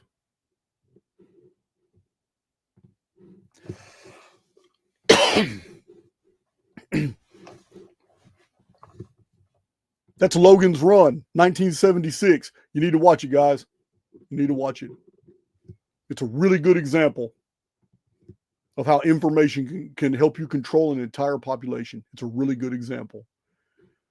But not only that, but it's a good example of how a population of people can be sequestered away from the rest of the world and not even know that there is a rest of the world. Right now, what I'm telling you is right now it is within the realm of possibility. It's within the realm of possibility right now that there are underground facilities somewhere in the world that have hundreds, if not thousands of people that are trapped down there who actually think they're free and actually believe they're the only people left. You don't think there's scientific and military experiments that have been going on? Yeah, there's too many people coming up missing all over the world for something not to be going on. I've been promoting since the birth of my channel. I've been promoting that there is a breakaway civilization in the underworld. What do they need all these bodies for?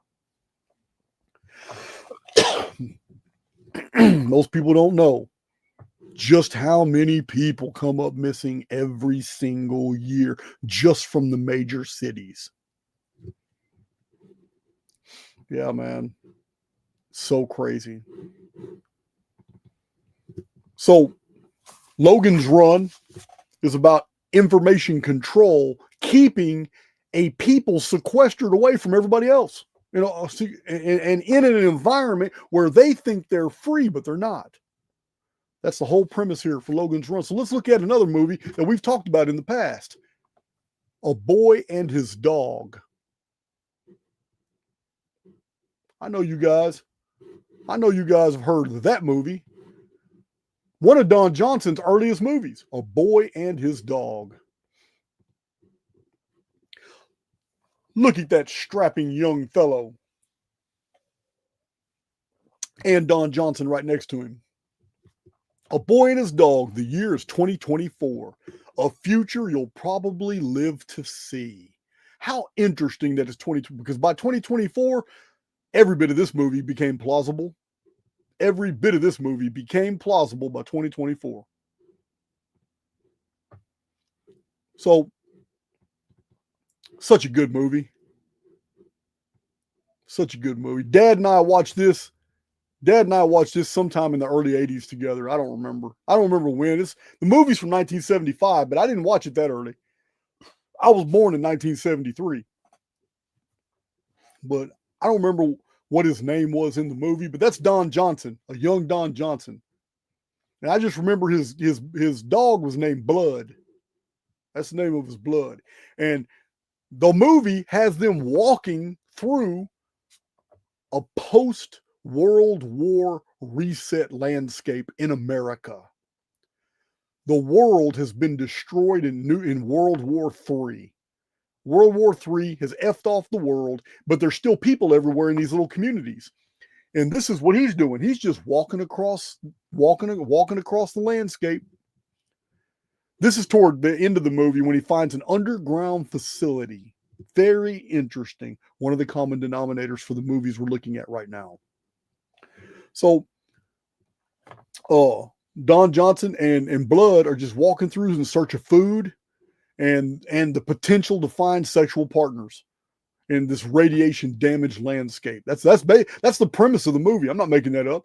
That's what he lives for. He's trying to feed his belly and he's trying to have sex. That's what he wants to do. And he loves his dog. And his dog has been radiation affected. His dog can communicate to him telepathically. And what's crazy is that the smart one between them is the dog. The dog is the smart one. He's logical. He's strategic. And Don Johnson's just young. He's like a young kid, just looking for some tail. That's what he's doing. That's the movie. You need to watch A Boy and His Dog for entertainment value. Yeah, they come across different hostile groups, and it's a Mad Max type scenario world. It's pretty interesting. There's Blood right there. Weirdo. That's one of the toward the end of the movie. That's one of the guys they see in this underground facility.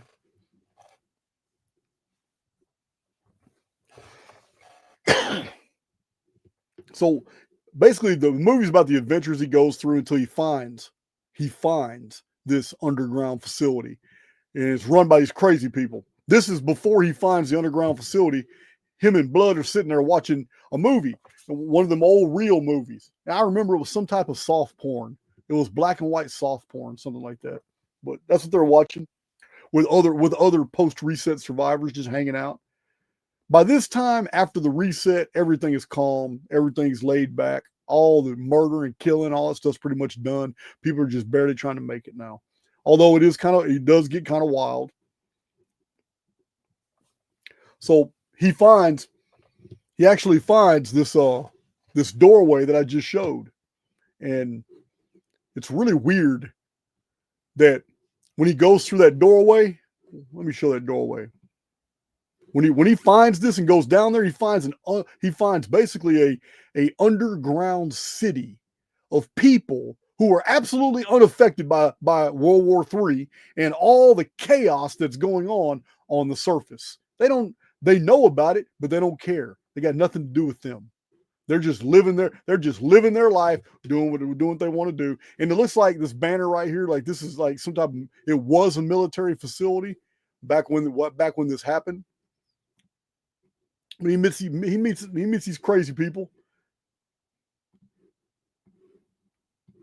It's such a good movie, but it is so wild. It is wild. So Don Johnson gets trapped. These people trap him But Blood, the dog, outsmarts him. He outsmarts everybody, and he allows his buddy Don Johnson to get free. And man, it's been years since I actually watched the movie, and I'm trying to remember. I don't think they were cannibals, but they wanted the dog's blood, or they wanted his blood or the dog's blood. I can't remember, man. These are the old movie posters. They made some really fantastic movie posters back then.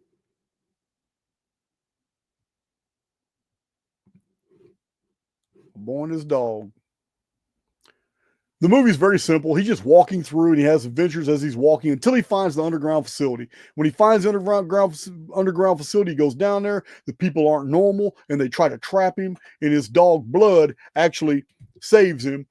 And then Don Johnson he's forced into this weird position at the end of the movie between is he gonna save this woman, a human? Is he gonna save this woman's life and let Blood, his dog, die? Or is he gonna save his dog and let the woman die? Well, he lets the woman die. That's the end of the movie. He lets the woman die, and him and Blood go on their way, just like they were at the beginning of the movie. Again, this is another movie that just shows that breakaway civilizations, they're not just possible, they're highly probable. Here we have a breakaway civilization. The whole surface world's been chaos. They're scrounging, just resource scrounging, trying to find just different stuff to survive, food and supplies and all that. And while they're barely surviving on the surface, they don't even know that right below them is a breakaway civilization, full of perfectly healthy, perfectly normal, physically normal people. But mentally, these people are off. They're gone. They're absolutely gone. These are the girls in the underworld. Such a good movie. Another movie to just provide you an example of the breakaway civilization probability, and that these can happen. You can have after a reset different populations surviving in the underworld in different areas, and after a reset those populations develop into whole civilizations that come to the surface later that have all their traditions and technology and intact and all that. And after 1,000 years or 2,000 years, you have whole different weird civilizations that there's traces that at one time they must have spoke the same language, they had the same beliefs, they had the same technology, but over 1,000, 2,000, and 3,000 years since being back on the surface, they have forgotten where their original underground facilities are. They have forgotten which cities that they originally populated. They had forgotten their origins. They had forgotten all kinds of things. But by the time anthropologists get to research and learning about them and studying them, they realize these people are a lot like these people over here. But here's some fundamental differences. Remember, the future we're heading toward with the Phoenix return in May of 2040 and the Nemesis X return in November 2046, that after that world is going to be very, very similar to the world we find in our histories called the antediluvian period. Because contrary to popular belief, people think of the pre-flood world as this great period of time that was before the world was destroyed, and it's just not true. The pre-flood world did end in 2239 BC in the month of May in the Typhon Cataclysm, ending the 1656 years of the pre-flood world. But during the pre-flood world, there was also two cataclysms that were terrible. They were systemic. There were two. One of them was 3439 BC called the Gihon Flood, 1,200 years before the Great Flood. This is the 432,000 turnings of the stars before the Typhon Flood, which is only 12 centuries. So we have reason and cause to pay attention to these movies that talk about breakaway civilizations, because this is our history. These movies aren't so much telling us the future as they're telling us almost exactly how things unfolded in the ancient past and why pockets of survivors and came up in different areas, and that our history is obviously not linear. There's too many breaks in it. And those breaks are because populations go underground for periods of time to survive. But by the time they come back up, they're fundamentally different people. Here in Archaix, we have discussed this multiple times when populations have vanished and reappeared as something else. There were traces that they were the same people, but they weren't. But they were no longer like them anymore. Too much time had passed.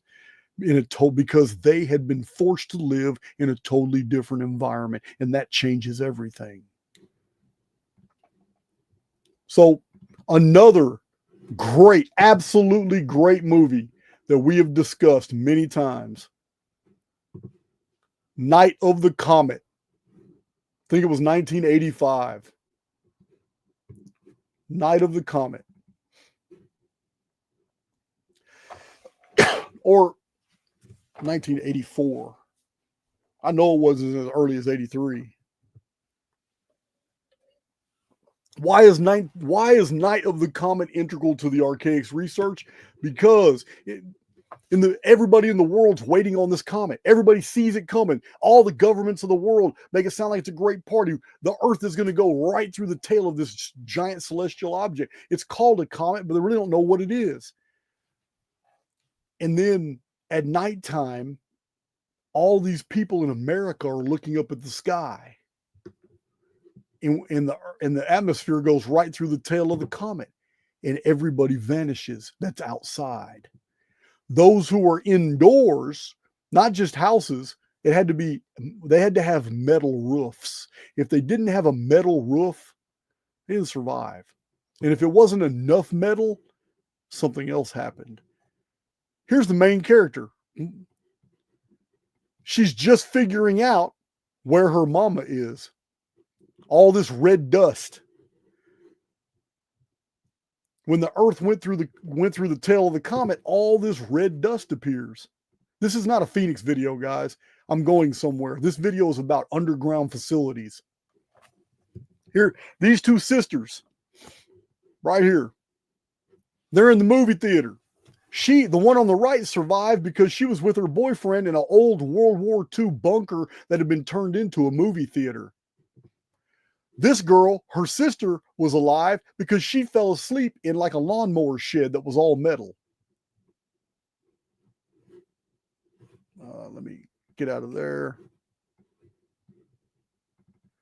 But the people, this is Night of the Comet, 1984. This is what happened to the people that were all outside when the object appeared in the sky. They all became red dust. Here it is. This is what happened to the population. Gone. Here they are. I think it's downtown Chicago. I don't remember what city this is. But here they are, thinking they're the last two people in the world. Till they meet one of these guys. Some people didn't turn into red dust. Some people had enough protection to survive, but it wasn't enough protection. It caused mutation.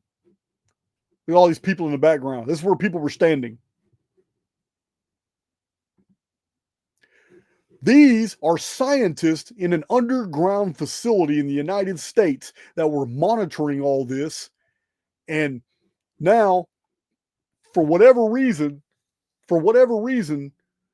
they're affected. I forgot they left their air vents open or something. Something happened to infect them in the underground facility, but their death is going to be so much slower. And in order to survive, they have to have blood transfusions from survivors on the surface who've been exposed on the surface but didn't die. So they're abducting people on the surface and bringing them down into the government facility to basically kill them after they take all their blood and then give themselves blood transfusions. Night of the Comet. Such a good flick for its time. Look at that Phoenix landscape. Yeah, he didn't age too well. Buddy, you should have just went outside and just took your medicine. 1984, that's a really good artwork for Night of the Comet. That's a really good piece right there. She's showing her sister right here where her mama is. Sister keeps saying, we just need to find mama. Says, hey, mama's right here, holding up mama's shoe. And there's mama right there in the red dust falling out. Remember William Johnstone's books. If you really want to know what living in a post-reset society is like, William Johnstone, Out of the Ashes.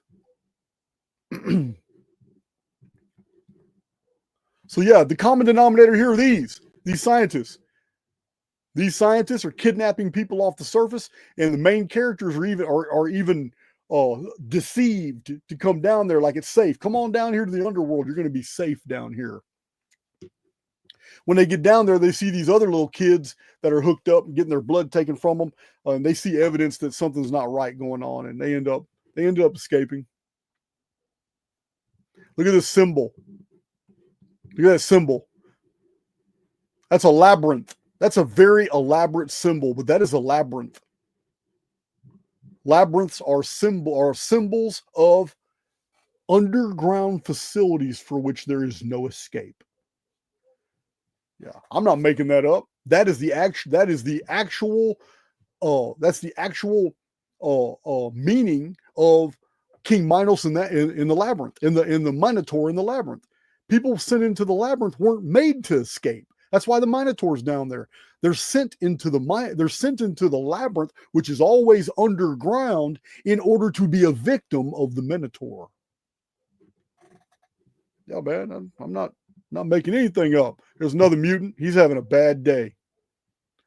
Bro, you need a Snickers. I told you, you are under arrest. That's cool too. I really like that. Night of the Comet. That looks good. They have so part of the movie is just the girls shopping. They're having a blast when they realize they got the whole city to themselves. Ain't nobody can tell them that they can't have this and that. So they go to the mall and they go playing dress up and all that. It's really cool.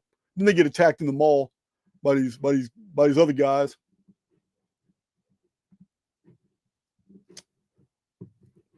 Night of the Comet's awesome. It's another one you should pay attention to. If you haven't already watched it from my past talking about it.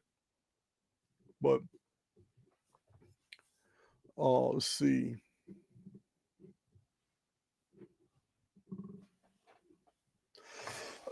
Yeah, so what it was they left the air vents open in the underground facility, not realizing that the radiation coming off the comet was going to infect them. So everybody in the underground facility got infected. But the survivors on the surface who have certain blood types, they build up these immunities to that radiation, and that's why they needed their blood. This is what's described in the movie. This is why the people in the underground facility start kidnapping people who are on the surface world, and they know about them because the girls went to a radio station and started talking to the whole city on the radio station, and that's what alerted the government officials that there are survivors up there. So they started kidnapping people. Pretty cool. Pretty cool concept, pretty cool. But the only reason it's a common denominator here is because underground facilities.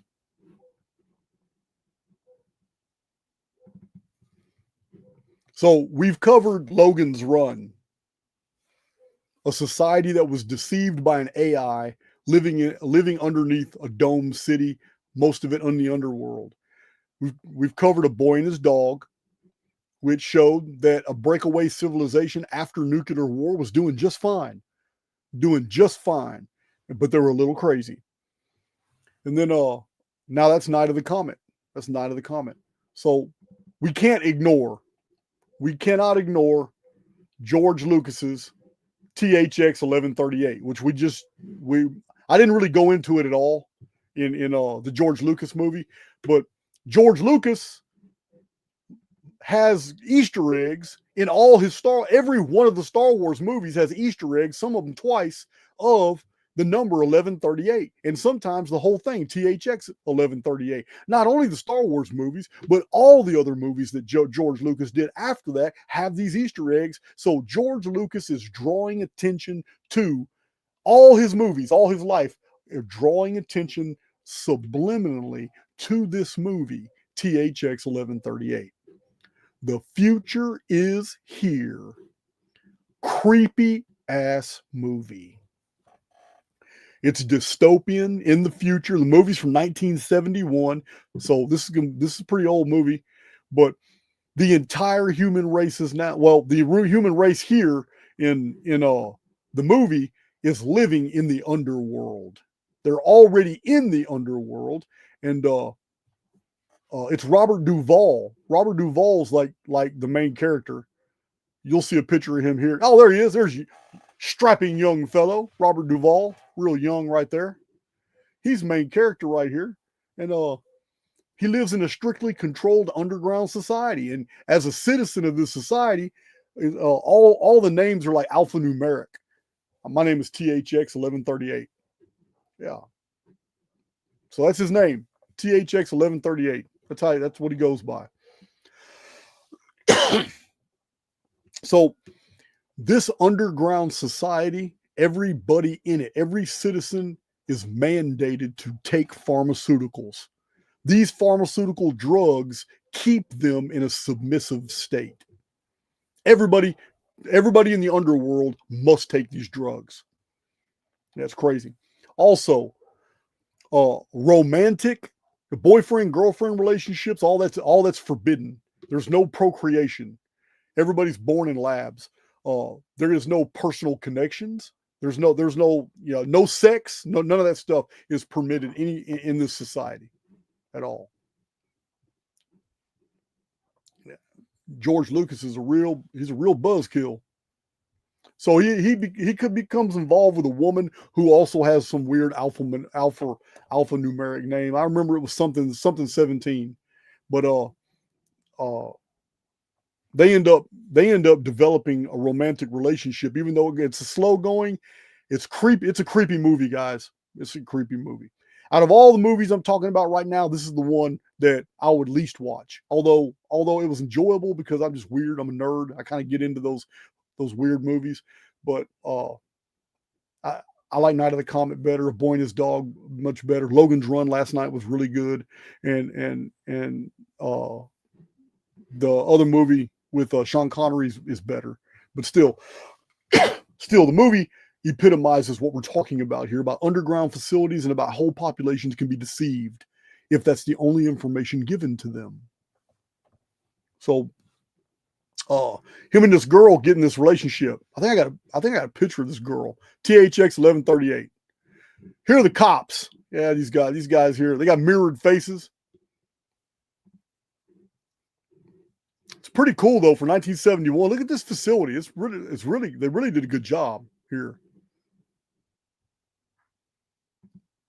Really impressive. The scenery, the staging. George Lucas did all this before he did Star Wars. I wonder how much of that same staging ended up in Star Wars. So our main character, Robert Duvall, he stops taking his medication. He stops taking the mandatory drugs, and he starts emotionally experiencing things. The drugs were suppressing his emotions. So he's now in a relationship with this other citizen, which is forbidden. And now he stopped taking his drugs, and he gets discovered by the authorities, and they ride down on his ass. They put him in prison, and he's arrested, and they put him in prison in a rehabilitation facility. So, he attempts to escape the whole deal, and he does for a while, and he gets in this dramatic chase scene. It's a pretty cool looking car. Look at this. There's Robert Duvall right there.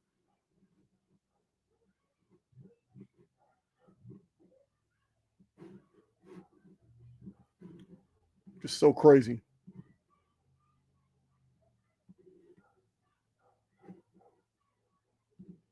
I hear somebody out there screaming their lungs out.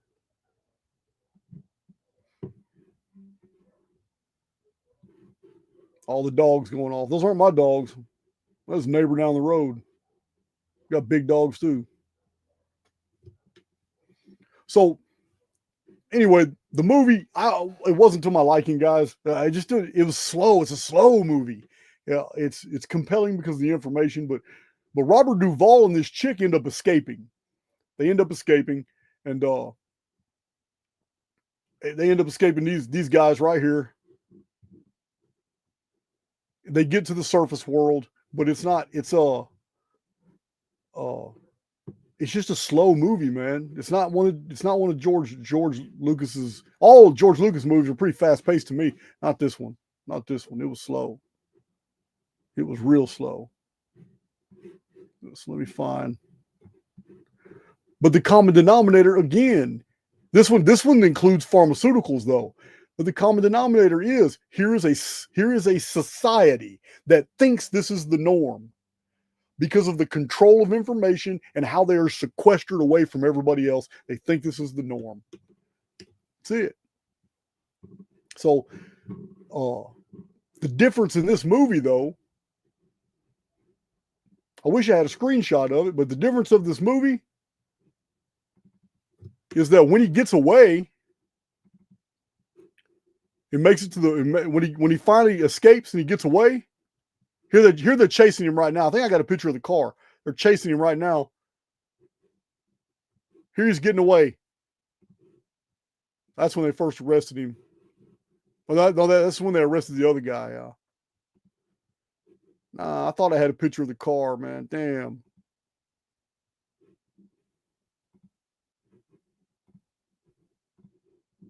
Thought I had a picture of that car. He was in a car getting away from him on the motorcycles. Guess I didn't get that picture.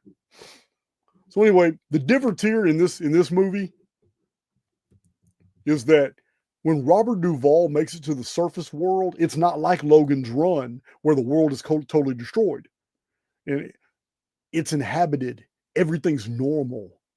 Everything's going on. There's life. The people on the surface world don't have a clue that there's an underground facility down here full of people, man, that are being treated like this. Don't have a clue.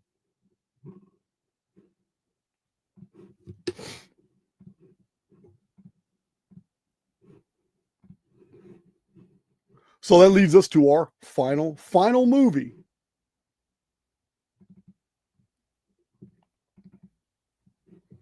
I know. I'm curious to see how many of you have seen this movie. I'm a Sean Connery fan. I am. I personally thought he was the best James Bond ever. But I didn't know until recently he did Zardoz. Didn't know anything about it. Beyond 2001. Beyond love. Beyond death. Zardoz. Man, who named that dude? It's crazy. So it's all about a dystopian future society too. Every bit of it. So this is starring Sean Connery.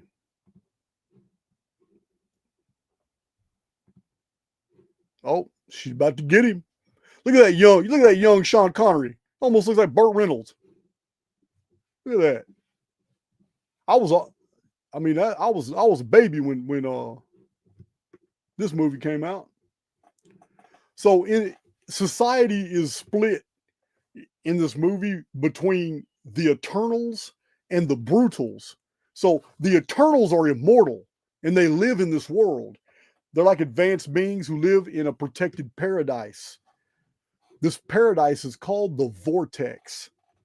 Now, this is a place on Earth where they have conquered death, but they suffer from extreme boredom. Life has become stagnant. There's nothing to do. So they've conquered death and they're Eternals, but they're just bored as hell. Life's not worth living no more. The only other group in the world are the Brutals. And the Brutals are primitive humans who live outside the vortex. The primitive humans who live outside paradise are actually controlled by the Eternals through a giant floating stone head called Zardoz. Now, Zardoz delivers weapons and gives commands.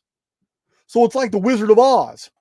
It's like this little guy controlling this giant head. It's the same concept.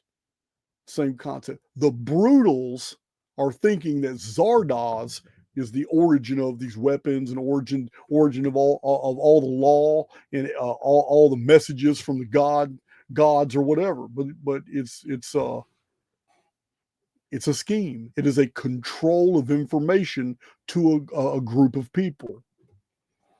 So Sean Connery, he plays this dude named Z. I think it's Z or something. I can't remember. Not Zardoz.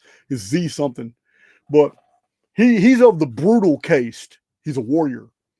And he ends up sneaking into the vortex.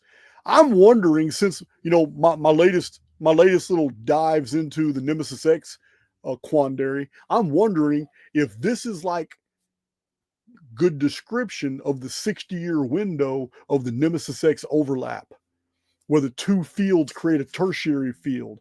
Are the Eternals in this movie the ones that are actually represented in our ancient texts as the ancient ones who live in that tertiary field? Like the Necronomicon describes, like the mystic writings of Charles Burgoyne describes. So I'm wondering if this vortex is the tertiary field. It's just an idea, just something that crossed my mind. But anyway, Sean Connery, he discovers the Eternals. He realizes what's going on, and he also realizes that the Eternals are trapped in their own immortality. So,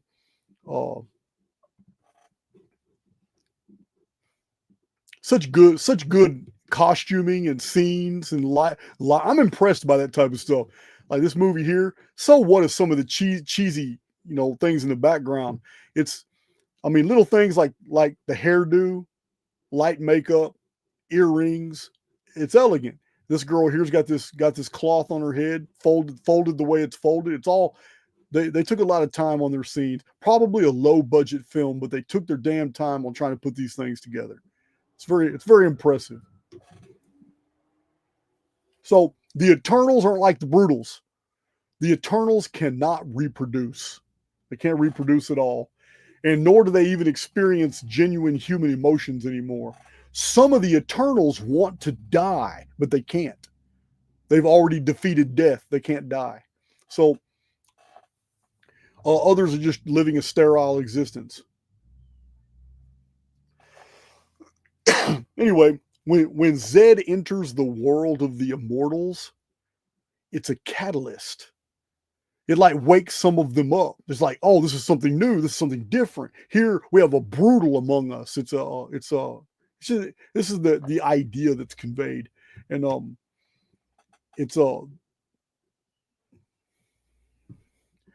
he literally helps break down the immortal society inside the vortex, and he's able to educate the Brutals into understanding that Zardoz isn't God, and it's just, it's an older movie. It's almost like it has the feel of the 1970s.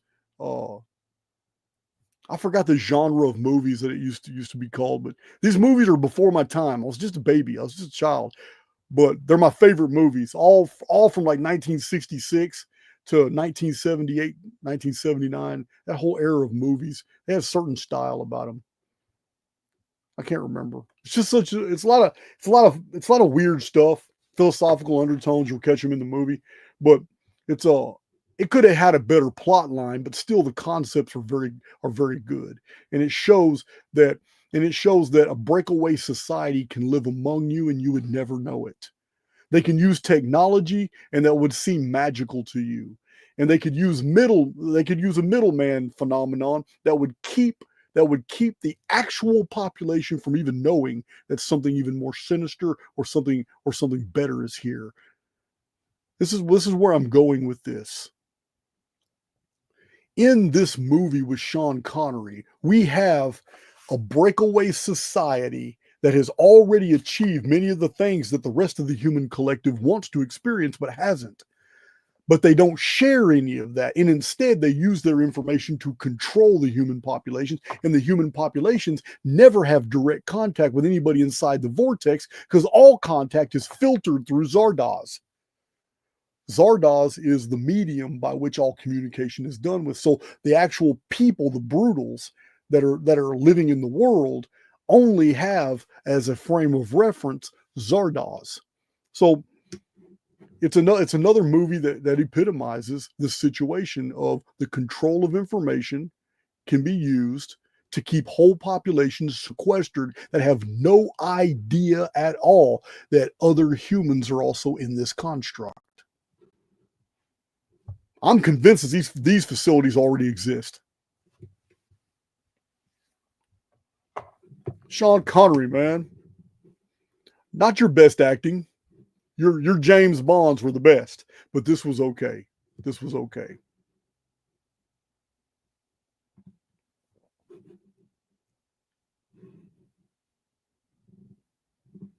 I didn't show some of the screenshots because, listen, you ladies are going to love this movie. You ladies are going to love the movie. I didn't take a lot of screenshots of Zed. I didn't take a lot of screenshots of Zed because in the whole movie he looks like this, except he's wearing like a little red Speedo. Yeah, a lot of guys aren't really going to want to watch this movie. You got to overlook it.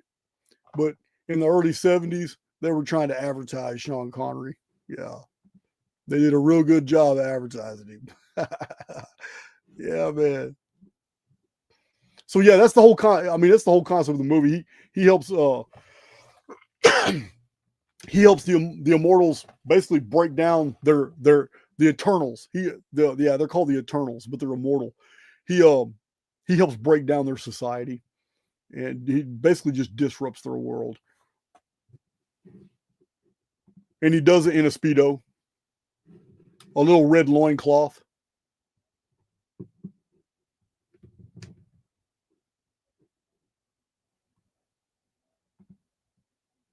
Yeah, he's pretty much naked the whole movie. Yeah, man.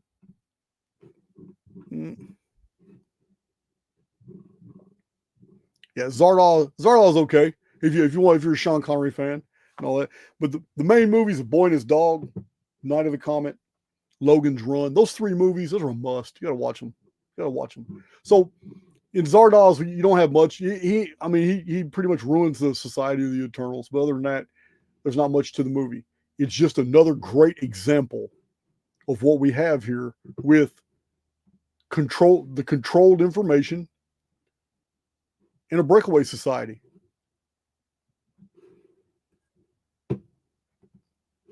So those are 5 movies that basically have the same elements. Situation of humans being kept underground. Information is used to change their perception of reality. Being in the underground facilities is not freedom, it's actually a prison. So with the Sean Connery movie, the situation was a little bit different. It wasn't underground, it was a vortex. Paradise was inside of this vortex environment, and which probably was underground, but still it's they were powerful and they were ruling the rest of the world, but they themselves were the prisoners. They were the prisoners of their own advanced technology from the ancient past that put them in the situation that they're in now. So there is a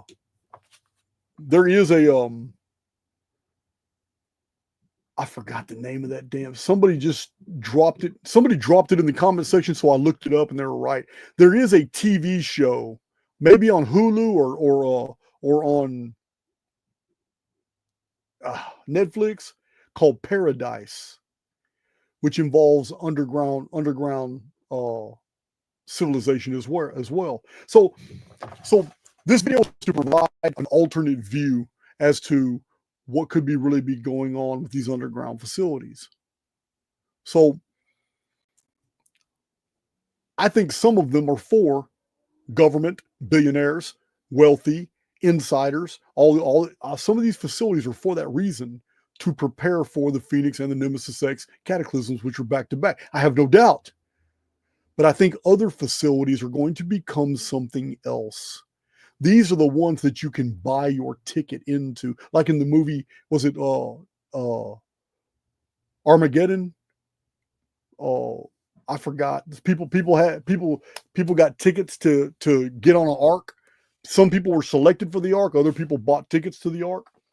Tickets were very expensive on different arcs. These concepts, there's an underlying, there's a reason why George Lucas has drawn so much attention to that horrible movie, THX 1138. Horrible because of the concept. Humans in an underground facility, forced to use pharmaceuticals, emotion suppressant drugs. They're born in labs. There is no sexual reproduction. It's a terrible existence, and I'm not convinced it's not happening now. So humans have been known to do some very horrific things in the name of science. So paradise, another good example, one of the best examples in the world of people living in a controlled environment and deceived because of a lack of information is the Truman Show. He didn't know he was in an artificial world until the evidence just began mounting. I think a light fixture, a star falling and becoming a light fixture on the ground would have sold it to me. But still, the Truman Show. There's another television show called Wayward Pines, where the population is living in a simulated environment, a town. Dark City, 1998. We've talked about that as well.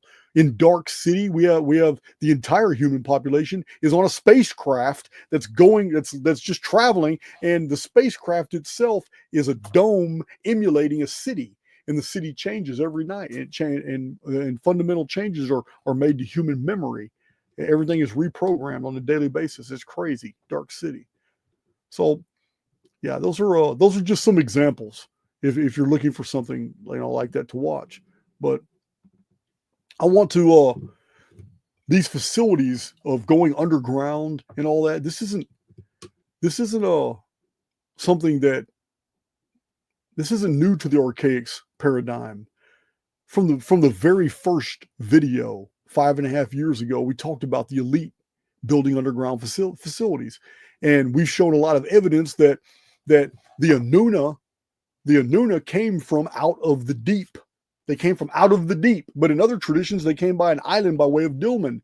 In other traditions, they came from the mountains, the Anuna. I believe they came out of a mountain. So we have the Watchers descended Mount Ardon. Over and over and over, we have the situation in ancient records of gods appearing on mountains after a reset. So I want to remind you of what Mother Shipton's prophecy says about the return of the two sky dragons. After the two sky dragons have appeared back to back and destroyed the world. And remember, she said the beginning of this period is 1 century after a world war. Well, 1 century after a world war is pretty close to 2040. And she said the dragons are back to back, just like Nostradamus has dated 2 back-to-back cataclysms, 2040, 2046. Now, you guys understand, who've been listening to Archaix for a long time, I am not relying on Nostradamus or Mother Shipton. We can throw all that data out, and we still have data sets for 2040 and 2046, totally independent of Mother Shipton and Nostradamus. But we need to look at Mother Shipton's prophecy again, because what she says after the cataclysms are over, because it has everything to do with breakaway civilizations in the underworld. This is a 500-year-old prophecy, and I'm only going, it's long, so I'm only going to the end of it. I'm going to share my screen once again, and we're going to look at Mother Shipton's prophecy.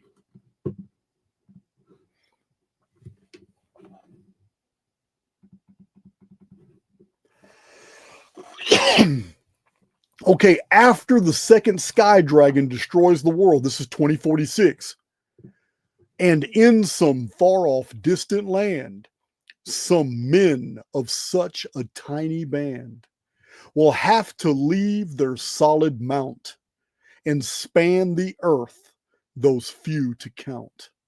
Who survives this unreadable and then begin the human race again, but not on land already there, but on ocean beds, stark, dry, and bare. Not every soul on earth will die, as the dragon's tail goes sweeping by. Not every land on earth will sink, but these will wallow in stench and stink, of rotting bodies of beasts and man, of vegetation crisped on land. But in the land that rises from the sea will be dry and clean and soft and free of mankind's dirt, and therefore be the source of man's new dynasty. And those that live will ever fear the dragon's tail for many years. But time erases memory.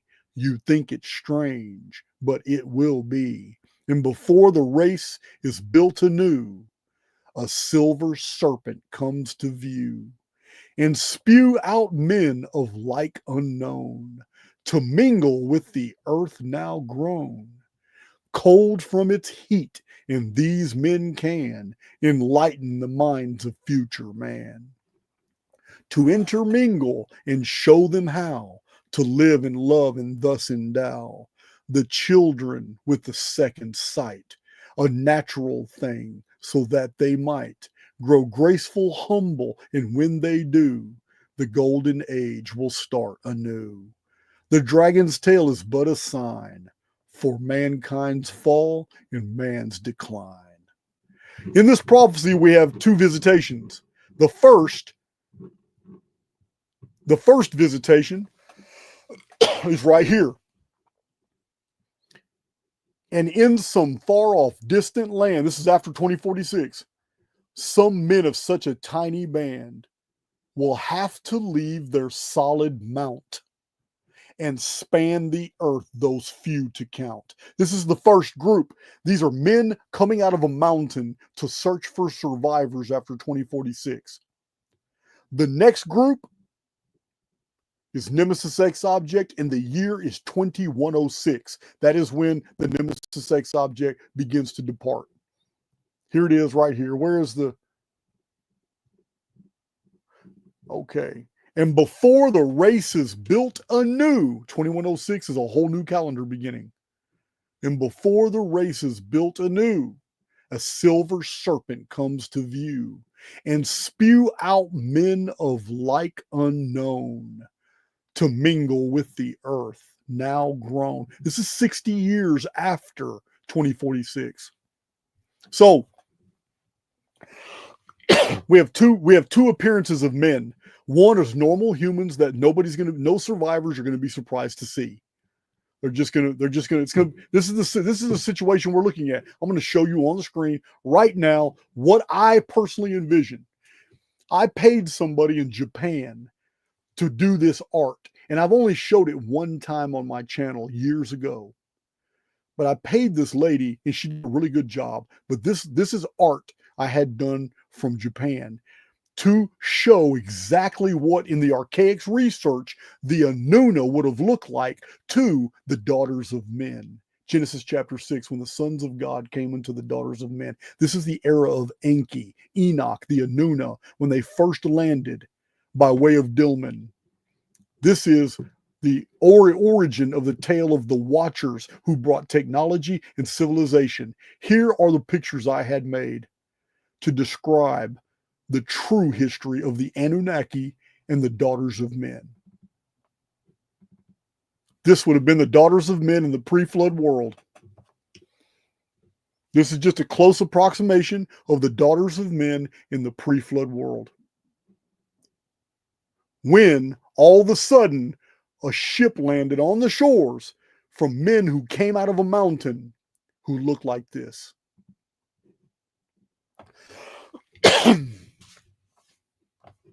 This is what they would have looked like. They would have acted, appeared, and looked like gods to those. We're talking about cargo cult phenomenon. The same thing that happened in World War II with Pacific Islanders. This is cargo cult. This is the answer to the mysteries of the ancient world, the contact period. It wasn't ETs, it wasn't aliens from outer space at all. It was survivors from a technologically advanced infrastructure that totally collapsed and was destroyed. It's easy to see who the Anunnaki were.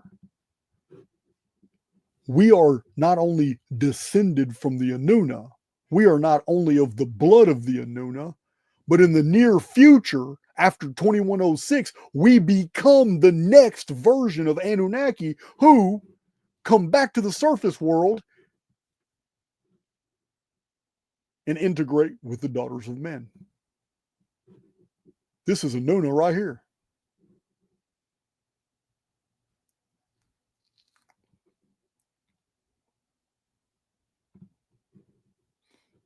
This is the story of the Book of Enoch. These are the Watchers. Remember, when Western Caucasian phenotype people in their artwork represent Asian or Oriental people, they always over accentuate their eyes. In Caucasian art, the Oriental is always represented with slits for eyes in the primitive art and statuary and all that. Just the opposite is true in the Oriental art. In the Oriental Asiatic art, when they wanted to represent Caucasians, they always gave them huge big eyes. Once the original Caucasians and the daughters of men integrated and became a whole new culture, civilization, and gave rise to Sumer, Babylon, Akkad, Elam, Harappa, the Hittites, Phoenicia, and just started spreading out all over the world. Before all that happened, they were just the Watchers, represented as owl-eyed. In the Sumerian statues show it over and over and over. But the gods of the Sumerians were bearded, which is really interesting because Sumerians can't grow beards. The Sumerian people couldn't grow beards no more than the ancient Chinese could. The Egyptians couldn't grow beards, but they recognized, like China, that those with authority were the dragon kings, and you can't be a dragon king unless you were dragon-faced. And when you ask a Chinese scholar what dragon-faced means, he'll tell you, it means they had facial hair. Very unusual to the ancient Chinese. If you had facial hair, man, you were the blood of the gods. The pharaohs of Egypt thought the same thing. This is why they had wooden beards dipped in gold for ornament. Anytime they sat on the throne in judgment, they would put on the wooden beard. The wooden beard gave them authority to the people. The people looked at the pharaoh, and if he was wearing the wooden beard, he had authority. Authority was given from the gods. Now, it's all cargo cult phenomenon. Whoops, that don't belong there. The same artist that did these pictures, the same artist that did all these pictures, her name is Jasmine. She's in Japan. Not to be confused with Jasmine, who is one of the moderators in Cypher and on Archaix Underground. Different Jasmine. She also did this map. I didn't even know this map was in this file. Yeah, map is super detailed. But I have to remain true to form, guys. I have to remain true to form. I didn't know this map was in here. I have already destroyed the entire Phalorn Saga manuscripts, everything. All the maps, all the paper manuscripts, all the digital files, everything is gone. I gave it to God. He can have it. I'm done with it. I did it for a few reasons. But as you can see here, right there is the trash can symbol. Boop. Do you want to delete this file? Yes. Boop. It's gone. I didn't know it was in there. I've deleted everything. I've deleted all this stuff. So here are the Anuna. Here's what Mother Shipton's talking about. The men coming out of the mountain.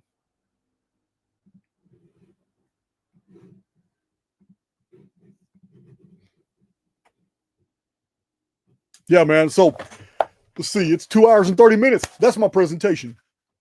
I wanted to show you guys that it is a theme. At least in the 60s and 70s, it was a really big theme. It is a theme in cinema.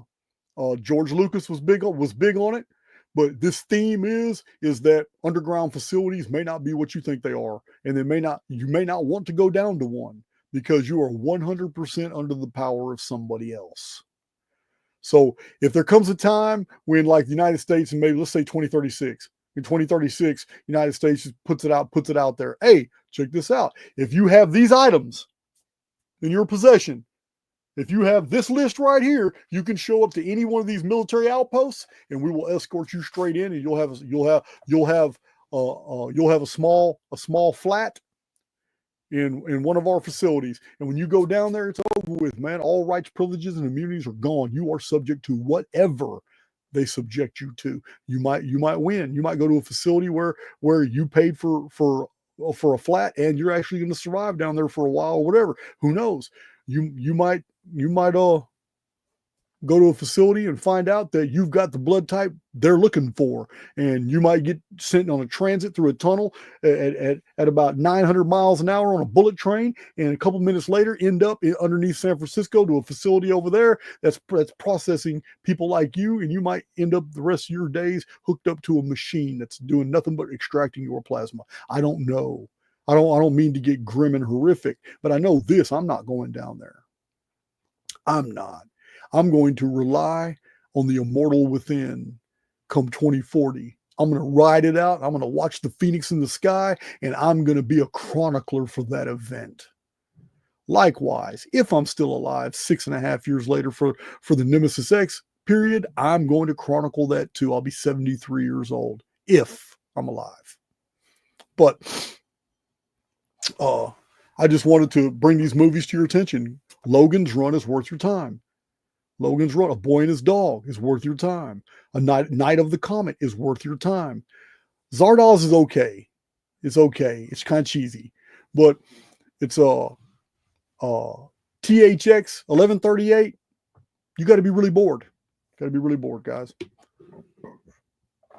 So the QR code in the left corner, that's what you hit, guys. Hit that QR code in the left corner, and absolutely, you can join us in Archaix Underground. Archaix Underground is becoming the safe haven for the awakened. This is what we want. I've been stressing to my community in Archaix Underground that this is not just for errants. This is not just for those who follow the Archaix research. There's over 1,000 people in there that do follow the research. I got a lot of fact checkers too, guys. I got a lot of people who have picked up the torch and gone way farther on many elements of my research than I ever have. Guys that I have even, probably listening to me right now, that I have even invited to my channel because they have taken things that I have initially discovered, and they have carried it far farther than I'm able to because I have too many irons in the fire. I got too many things going on into my life, but they have done a fantastic job. So, yeah, it's awesome. It's an awesome community, Archaix Underground. We really like it in there. But I got a Lion, the Witch in a Wardrobe video coming up soon.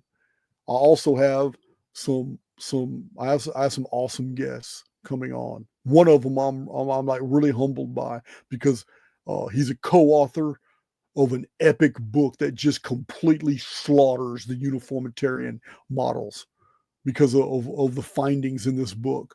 And it's a huge book, and he's coming on my channel.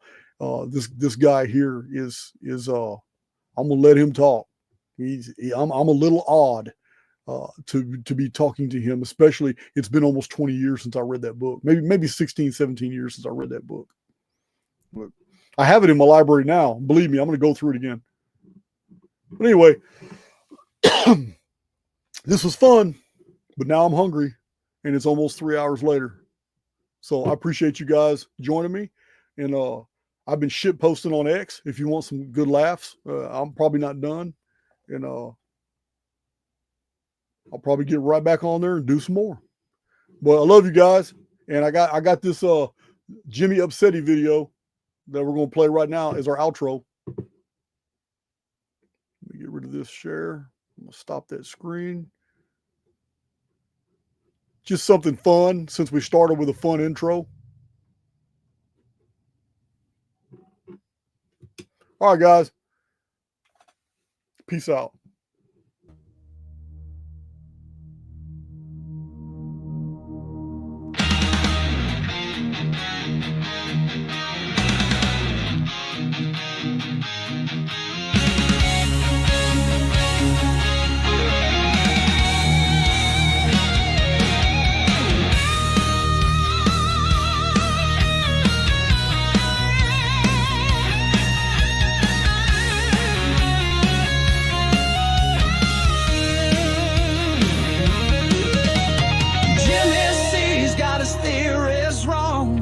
Talking about Atlantis all day long.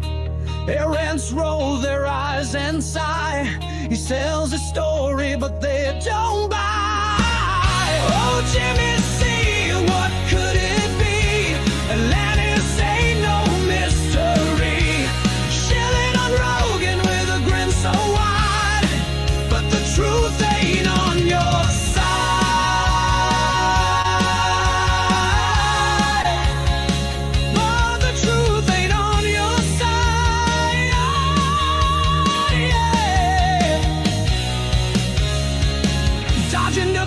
With Archaix, why so scared, Jimmy?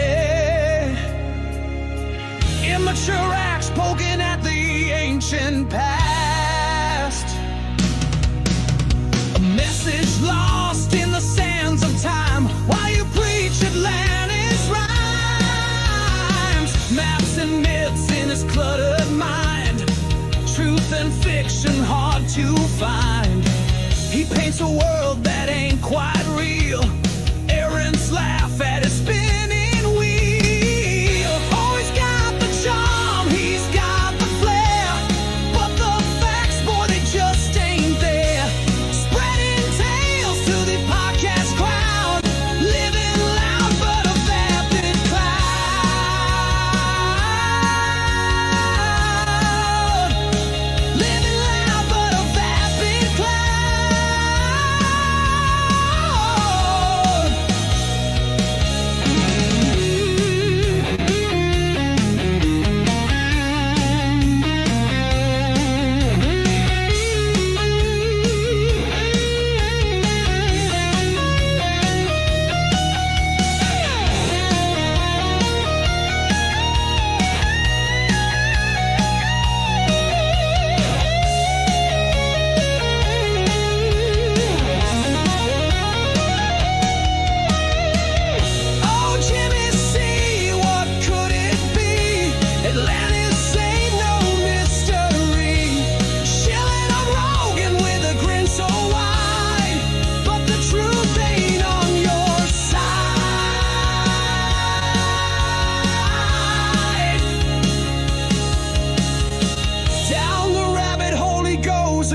Chasing shadows with his pen. The errands watch and shake their heads. They'd rather dream